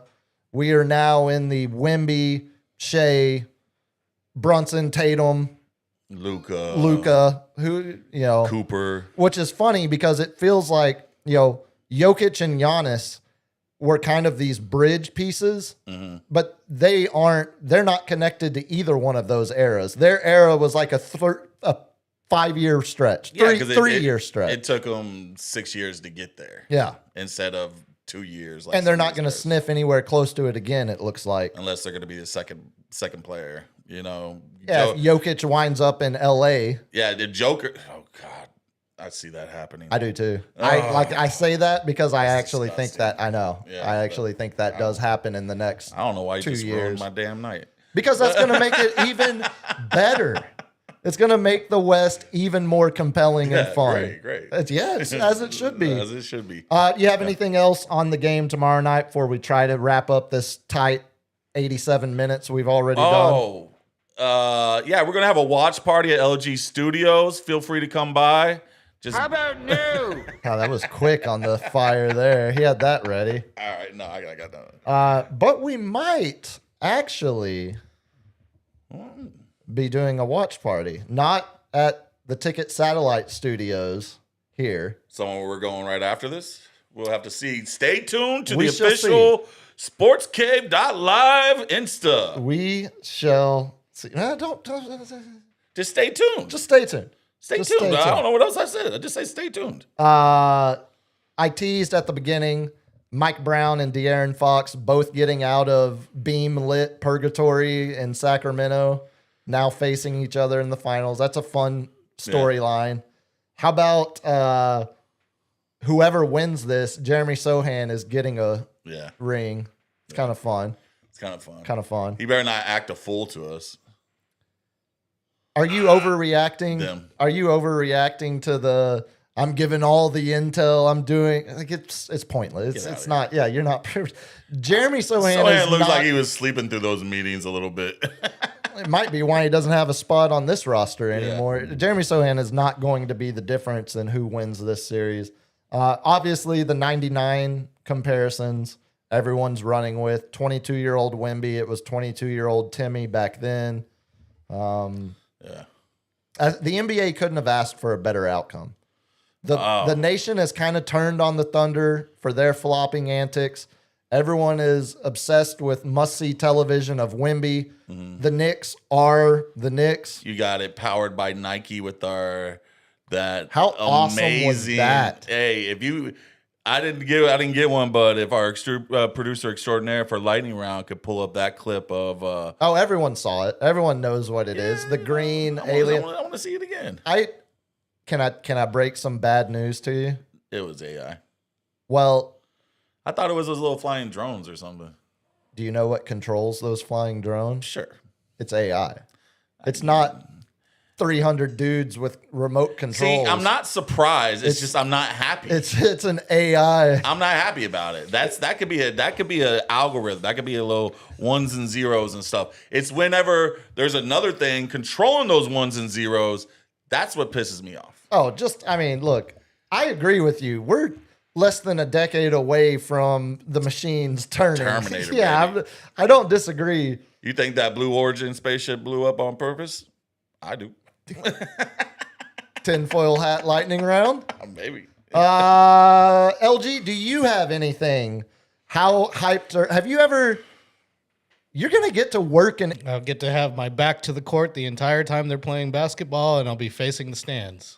It'll be amazing. You're going to be there. You are getting paid to be in the arena. I'm getting paid to watch the fans watch the NBA Finals. You're getting paid to be surrounded by one of the I will get to hear what it sounds like to be at an NBA Finals. You will experience something that few you feel others the vibration of the crowd chanting. You will see MVP, everything. Exactly. I will get to film the nuns that are sitting in the suite. You'll get to feel the sweat, the heat off the players. Do you ever let yourself enjoy anything? No, he doesn't. He's such a that's going to be awesome, man. Tomorrow night in the arena. Goose you. That's going to be so freaking spectacular. Fiesta shirts are back, by the way. Ooh. Hey. They say they're going to do it in perpetuity, first game of each round, first home game of each round moving forward. So I guess we're getting it every year now, as it should be. When they win, we got to put the drum on the front. We can't be doing lighting the beam when we got the chip. You know what? Just saying. That's a fair bet payoff. They pulled the drum out did. when they won the Western Conference. Did you see the Thunder pull the drum? Do they always pull the drum? I think every team's doing a drum this year. I think it's like a league-wide thing. Well, there's a few, and the Vikings have their bunch of bitches. Look, Minnesota had a drum. Oh yeah, Yeah. I kind of mentioned this. We got to make our drum better. Put some lights on it. Some cans. Some exhaust air. No team is dropping a giant European soccer style tifo from the in the arena before Several game. different ones too. Not just one tifo. No. Several. A couple of those. What if they put the beam coming out of the drum? We talked about, or no, what did we say? We need the coyote. The coyote zip dropping lining down. Put up the beam, coyote dropping down through the beam to bang on the drum. The drum was busted out at the Western Conference Finals watch party at Frost Bank Center. As it should. As it should. Let's do some lightning round, shall we? Get out of here. Try to keep it under 2 hours. All right. He hit me. LG, through the proper channels. Let's go ahead and show what they do an award for photography. And this year, they decided that there's only one picture that gets decided. And if LG could put that one up of the one and great George Kittle reaching over. What is this? The San Francisco Chronicles photo of the year? This is the NFL. This is what they call the Pro Football Hall Which of one? Fame. There's two photos on this. The thing first, you sent me. the one that's Kittle. You know what all right, the one, not Kittle, not the other one. Oh, but so the photo of the year. You're a fan of beating nearly 1,300 entries fan of in Oklahoma a featured City category. Super fan, George Kittle. Photo of the year, diving for a touchdown. No, that's glorious. Okay, that is straight glorious there. Can I be unbiased and tell you There's something blocking the right side of the frame there, since so it's not. That's not a great picture. That's not a good picture. That's not a good picture No, at I all. think that's something to do with your. As much No, as that's somebody's shoulder that's on a- the sideline. Yeah. That's I mean, someone else's camera getting in they the got shot. They got a good That's a good shot, but That might be It's a an t-shirt. okay shot. It's no way the I was photo of the year. expecting. If you zoomed in into Yeah, his yeah. eyes and him. Oh, I know with what part you're zooming in on. intensity- His penis, yes.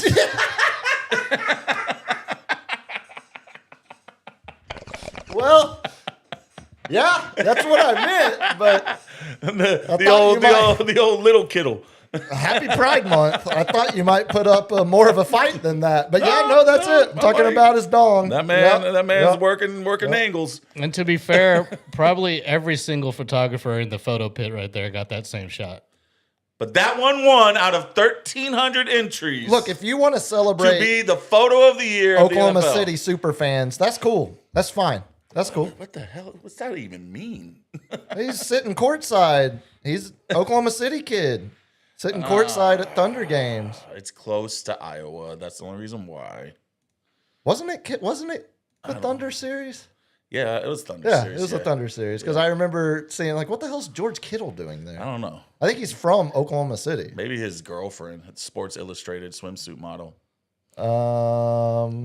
Maybe. Maybe. Wait, you're telling me a NFL player has a Sports Illustrated swimsuit model wasn't given girlfriend? to because the sports player is that popular.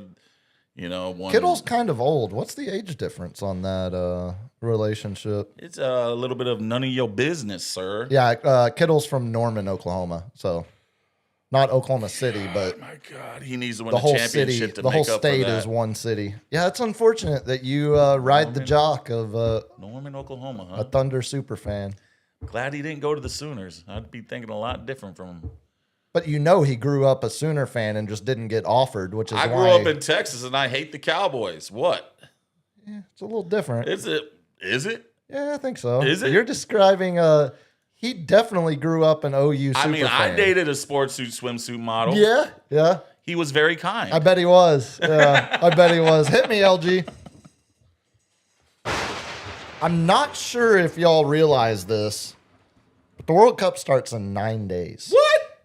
Mexico versus South Africa a week from Thursday night, and then a week from Friday night, we have a USA versus Paraguay. Are they letting them play in Mexico City? Oh, yeah. Oh, I was about to say Yeah, no, Mexico's they're- first one. You got to play in Dallas. No, it's Or Houston. it's a shared, I think they're getting to kick it off. I think it's either it might be Monterrey Yeah. instead of Mexico City. I can't remember, but it's in Mexico. They are starting they're in doing Mexico. Mexico. Okay. USA starting in LA against Paraguay. But over the weekend, they got a really solid victory over Senegal, a Senegal team that's higher in the FIFA world rankings than they are. You told me they were better than I thought Senegal was going to be a pushover, and you're like, No, they're going to be good. No, Senegal is full of Senegal has. What was the final score? I only saw the halftime So score. it was 3-2, Yeah. but the second half was Defense. well, no, it was a goalie mistake by Team USA because they switched goalies at halftime. So they played Saturday against Senegal, and then they're playing this weekend against Germany. The Germans. And that's their final tune-up game. I think against Germany, we'll see more of the actual starting 11 play. Clearly, Poach was giving some guys rest that had played longer in the European season, had made it longer in cup Congrats, PSG, on back-to-backs. Yes, yeah, first team to go back-to-back since Real Madrid, since Ronaldo was at Real Madrid. It's been a while. That Arsenal last PK was god-awful. The unfortunate thing about that is Gabriel was probably Arsenal's best player on the pitch all game. He was the reason that PSG had as few shot opportunities as they did. He's a defender. He's a center back taking a penalty. Why are you putting it in the air if you're a defender? You kick it on the ground if you're a defender. I'm sorry. Look, there's some things. There's rules to this. It's an unfortunate outcome I'm compared gonna to put a little air on this one. how well he played. But no, if you were if you watched that USA Senegal game, there were, especially the first half, there were real moments where you watched Team USA and you thought, you know, Morocco made a final. We'll see. Know. Go USA. We can win it all, baby. I'm not saying that. We can win it all. I would love to make a quarterfinal again and then maybe pray to make a semi. Get destroyed by Norway or what was Well, hopefully not Norway because they've got one guy. What was it, Denmark that got us last quarterfinal? Belgium. It wasn't a quarter. That would have gotten us close. to a quarter. It was all white people, yes. And it wasn't a destruction.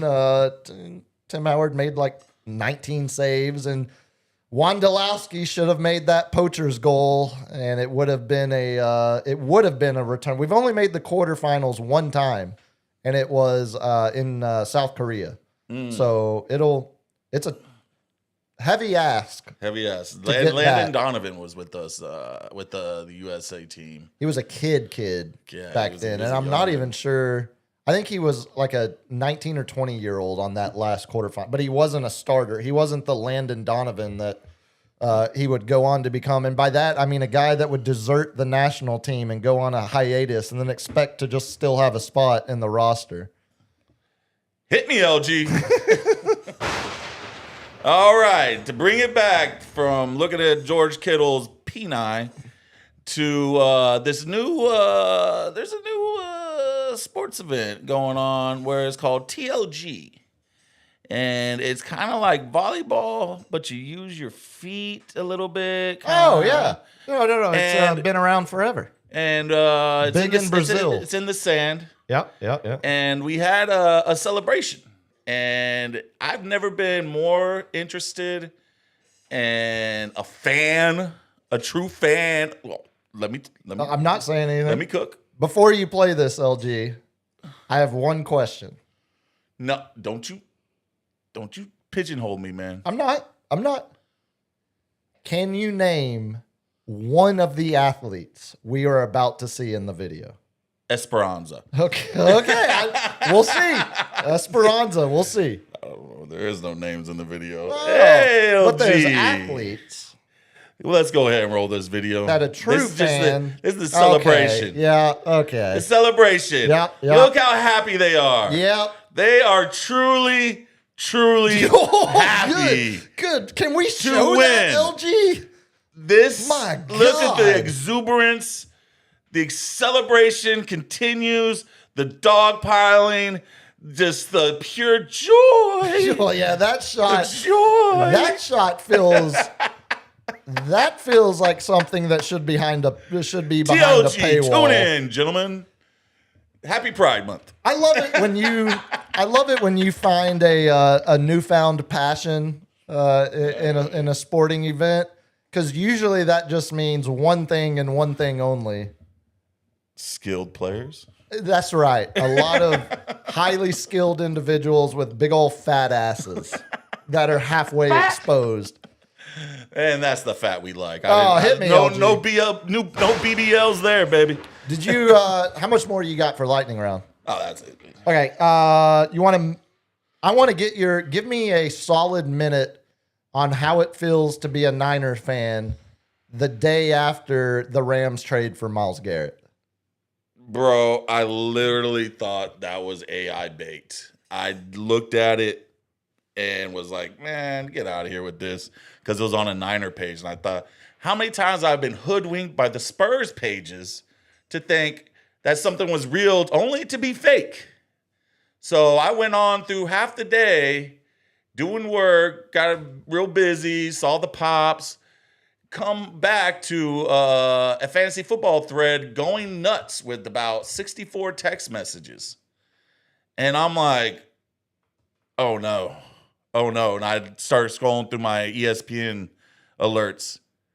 That has to be one of the most egregious trades. I need a breakdown of LA Rams salary cap. Let's just go pay Stafford $65 million for 1 year. Hey, yeah, let's bring him back in. Well, we already have Puka making max. We got Puka hasn't gotten paid yet. Okay, Puka, you're gonna get paid. With all your little shenanigans. Yeah. You got Devontae Adams, a future Hall of Famer. Not on big money. Leading receiver in yards last year, leading receiver in touchdowns. Who's still on his rookie deal. QB in passing yards and touchdowns. And now let's just go give a first, second, and a third for the defensive player of the year last year, breaking sack records in an already stacked division that had one of the teams win the freaking Super Bowl. So you took it about like I expected you would. You handled it well. This is. I wore my shirt today because I want Debo back. I want him to body check Myles Garrett. Oh yeah, that would go great for Debo. He'll get low. Yeah. Rams were already the betting favorite to win the Super Bowl. They already were. Yeah. And let's just add. Show me the books, man.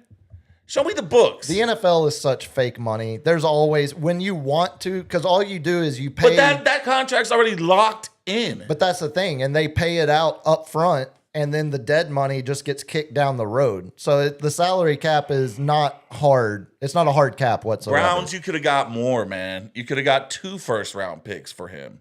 You don't like Jared Verse? Jared Verse had 100 pressure. Who? Defensive rookie of the year. Yeah, for rookies. 100 pressures last year for the Rams. For Myles Garrett. Myles Garrett. Myles Garrett had 84 pressures last year. Jared Verse had 80 in the same regular season and then played in the playoffs. Jared Verse is not a bad player. He's not Myles Garrett. He's not Micah Parsons. But he's a top 6 edge rusher. Are you seriously trying Top to sit 8? here and be like, oh, Jared Verse is going to be as good as Myles Garrett and that's a fair trade? No.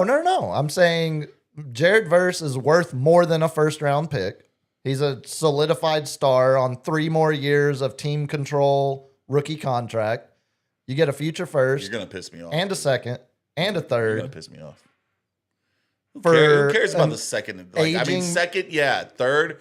But someone would have easily given up 2 firsts and a second. So you would rather have that than Jared Verse and a first, because I think getting Jared Verse is like getting closer to 2 seconds, and then they got getting 2 firsts. And then they got an actual first round pick as well. I think you're undervaluing Jared Verse. And all that. The first round pick they're going to get is not going to be until the late 20s, maybe 30s. Well, that's a small problem. Yeah, that's a small problem. Like, why wouldn't you go give it to the Cowboys? Here you go. Myles Garrett to the Cowboys. You'll get a middle round pick. You know why they wouldn't do that? Because that would require Jerry to have to pay that money up front that I was just describing, which he's not going to ever do, because the Cowboys are actually one of the 3 cheapest franchises in the entire NFL. That's the part they don't talk about. Yeah. So on that depressing note, that one hurt, dude. Today in sports history will be how we end the show. But I wanted to start today in show history. I've been meaning to do this, but freaking Myles Garrett, dude. Like, I swear. I keep forgetting to tie it in. We did a show on this day last year. I talked about it, how the NBA finals were getting up and running, Thunder Pacers. So I had just seen one of my favorite bands ever, Drive By Truckers. Had just seen them the same night the Stars were eliminated from the playoffs. That was in the weekend recap. So I was torn between watching playoff hockey of my favorite team or watching literally one of my 5 to 10 favorite bands ever. That was a struggle. We had the last NBA on TNT broadcast with the note in parentheses, ESPN will F it up. I think, speaking of Nostradamus, I think that turned out to be pretty accurate. Once again, some things just don't change. I had driven Steph to the airport Sunday morning, did that literally again this past Sunday morning. That is to a day. It's a glitch in the Matrix, man. Something like that. And then in parentheses after that, I said, can't over celebrate week away. So I had made myself a note not to over celebrate on the pod. It was like, oh, I've got a whole week. I'm by myself. I've got the whole hat. Like it was, I'd made myself a note not to over celebrate that.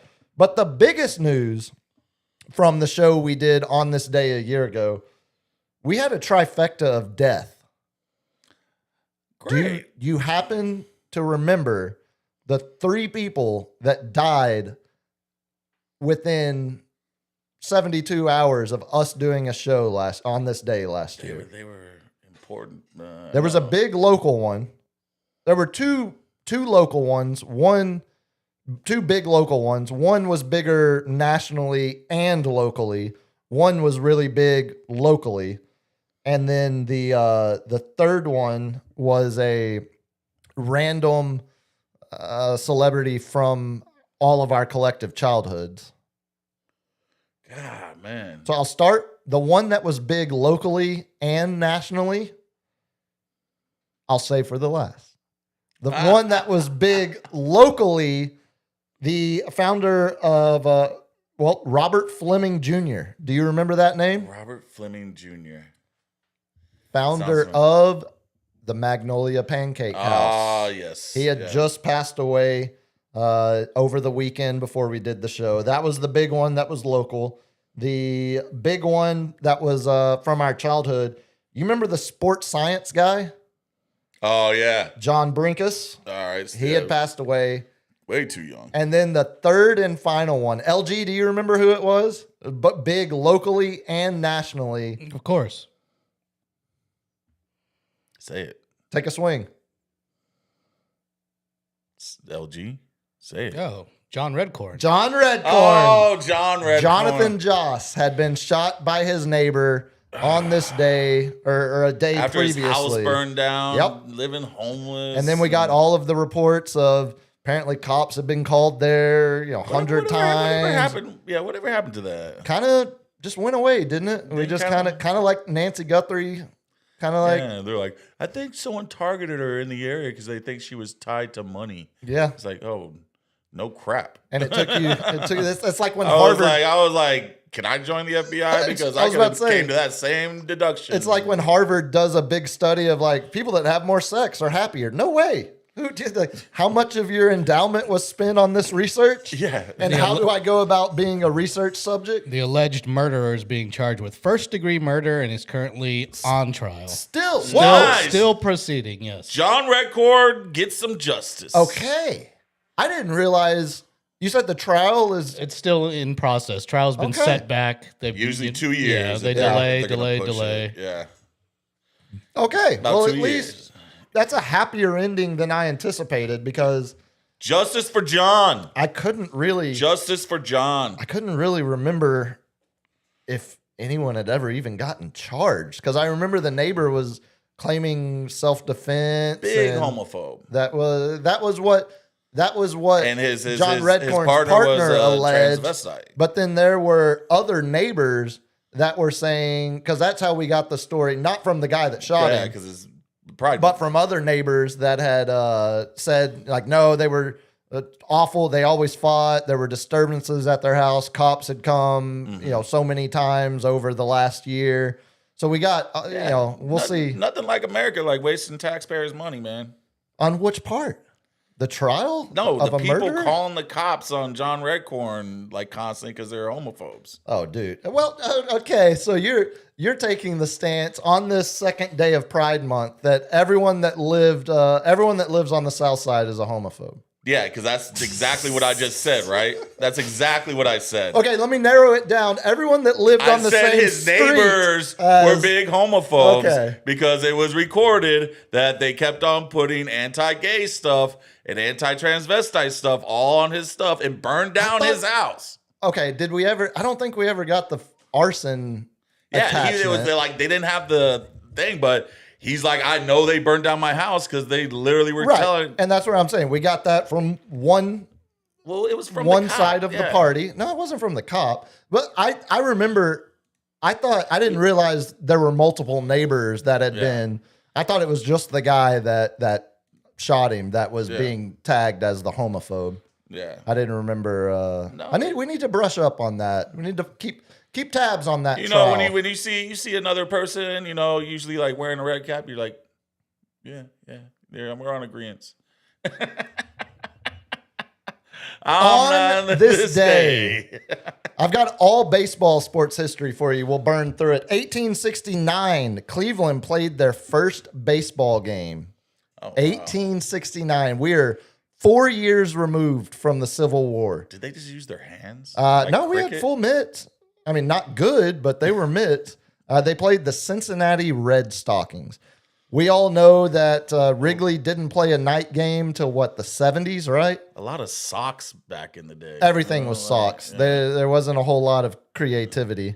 1883. I wonder if baseball was invented by the big sock company.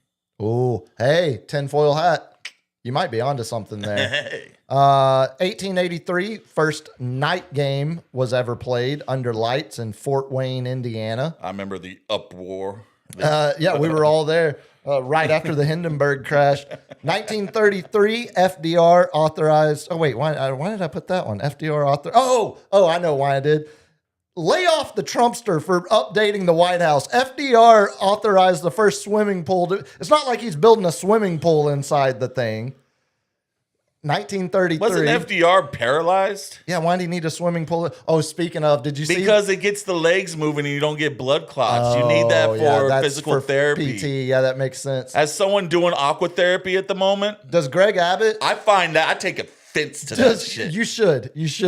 Does Abbott have a swimming pool in the Texas Capitol building? That thing needs to be washed. Did you see his AI footage of him dunking on Kathy Hochul? Like, there's nothing like. I understand it's got to suck to live your life after the accident in a wheelchair, but don't be AIing yourself dunking a basketball. Like that is so stupid. God, 1935, future baseball Hall of Famer Babe Ruth announced his retirement. 1942, Ted Williams enlists as a U.S. Navy pilot, something that is just incredibly hard to imagine. Man. Now, I mean, Pat Tillman, the closest we've come. Do you remember that show with old Elvis that was recently done by HBO or Apple? Show? And it was like all the pilots that flew in there and how they just got destroyed during missions. Yeah. And it seemed exactly. LG, do you know what that show was called? No. It was that guy who played Elvis. I forget his name, Steven something, whatever his name is. But that show, if you want to see, that was the most accurate. I would only assume, because I ain't been in one of those. I'm not going in. I've been in one propeller plane and it was horrible. That was some of the most scariest stuff. Imagine the plane literally falling apart around you while things are blowing up around. Like those guys who flew those missions, man, bless them, man. Those are heroes, dude. Because to do that again and again and again, I would have been like, yeah, I'm out. Yeah. No, I look. We all know we are soft as hell compared to the greatest generation. I think Ted I don't think he flew in battle. I think he was an instructor. Either way, though, send the family a ham. Keep that head frozen in Arizona or wherever it's at. 1958. I didn't know this. Brooks Robinson hit into a record. He hit into Masters of Air, by the way. Masters of Air? Yeah. Watch that whenever if y'all ever get it, figure out it's either on HBO or Prime. I think it's on Apple. I think it's on Apple. I'll watch it after I watch Marco Polo. Like LG was talking me into earlier. 16 years too late. Brooks Robinson on this day hit into the first of his record 4 triple plays in his career. God dang. Right? How random is that? Like Brooks Robinson holds the record for most triple plays hit into. That's why I want to slap AI, because that's the only person like figuring out that record. 1987, the Mariners had the number 1 pick in the draft. 87, King Griffey Jr. The kid, King Griffey Jr., who would inspire probably generations. The greatest natural athlete in baseball, a la Bo Jackson. No, not Bo Jackson. He was just a pure athlete.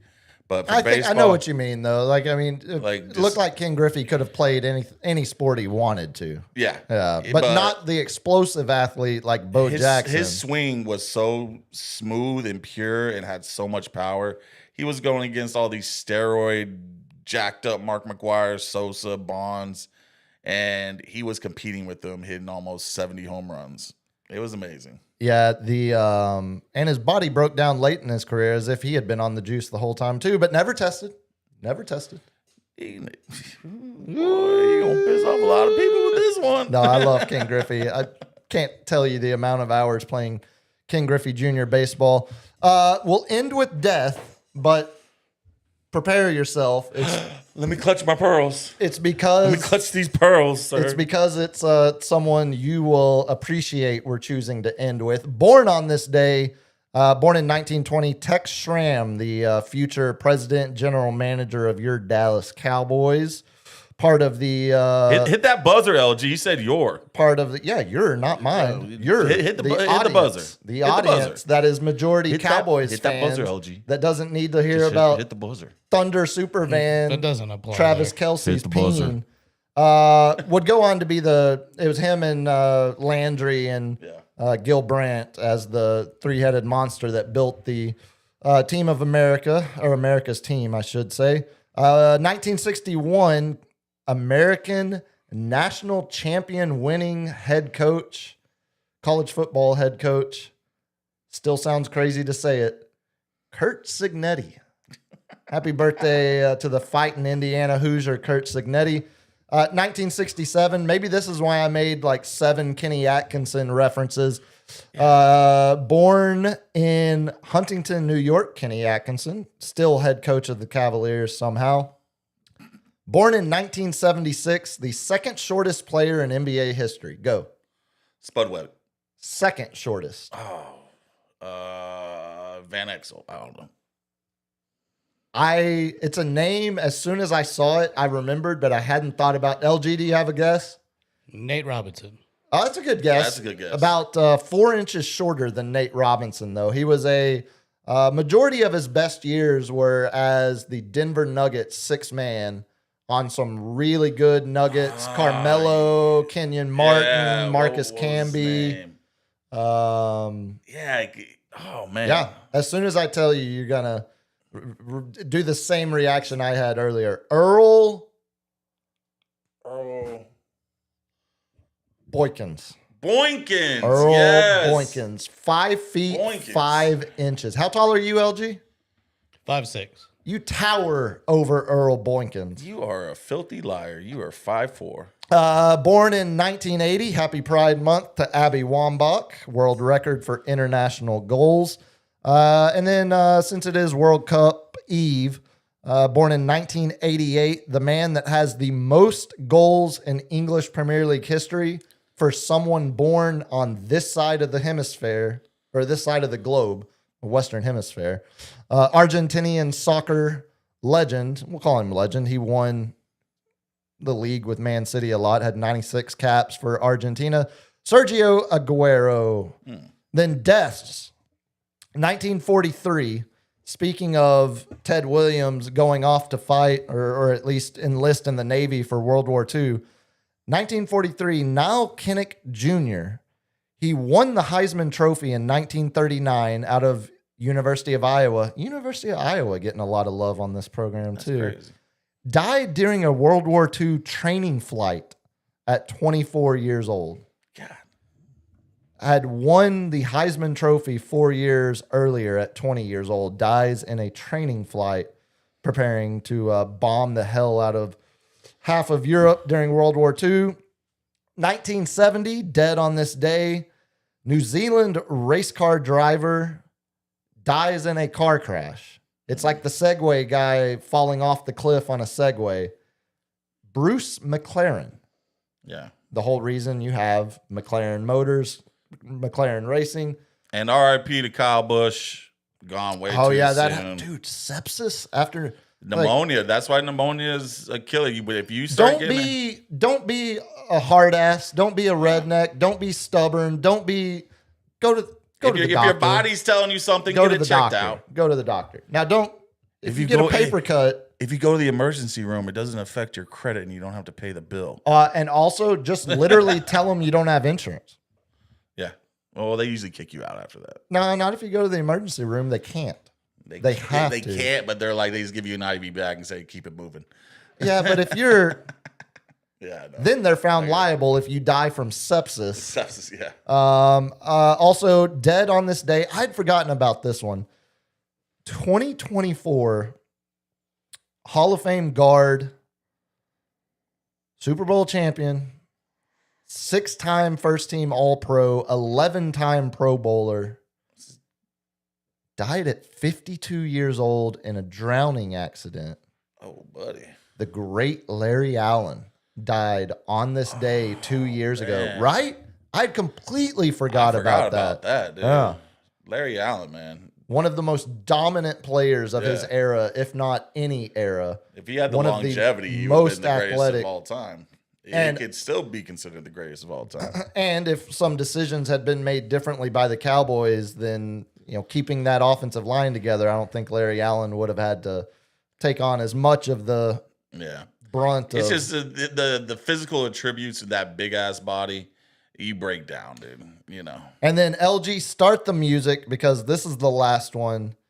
Dead on this day in 1941, 6-time World Series winner, 2-time AL MVP, 7-time All-Star, a man who set a record that stood until Cal Ripken Jr. stubbornly refused to remove himself from a lineup. Yeah. To honor. He still holds the record, my thing. Sweet Lou Gehrig. Sweet Lou Gehrig. Dead on this day at one of the greatest speeches. Only 37 years old. When you sit there and known for all your accomplishments like Lou was, and you give one of those speeches, the Stuart Scott speech, the Jimmy V speeches. Lou Gehrig had one of the greatest speeches that I still get chills thinking about it. Look, there's some cliches of overrating. I'm the luckiest man to ever, That's an all-timer. That's a Rushmore. Cap, tell the good people how to get a hold of you. You can get a hold of me on my Insta at the Cap SCL. You can get a hold of the sportscave.live on mostly everything. LG, when's the next LG's house? Don't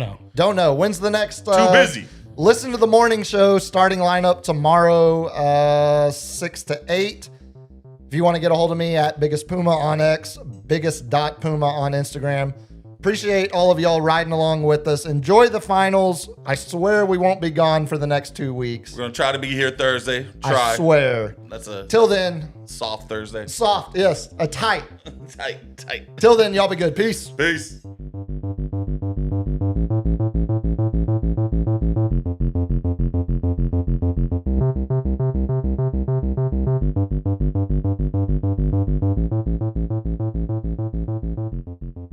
Kids, what do we say about drugs? Only say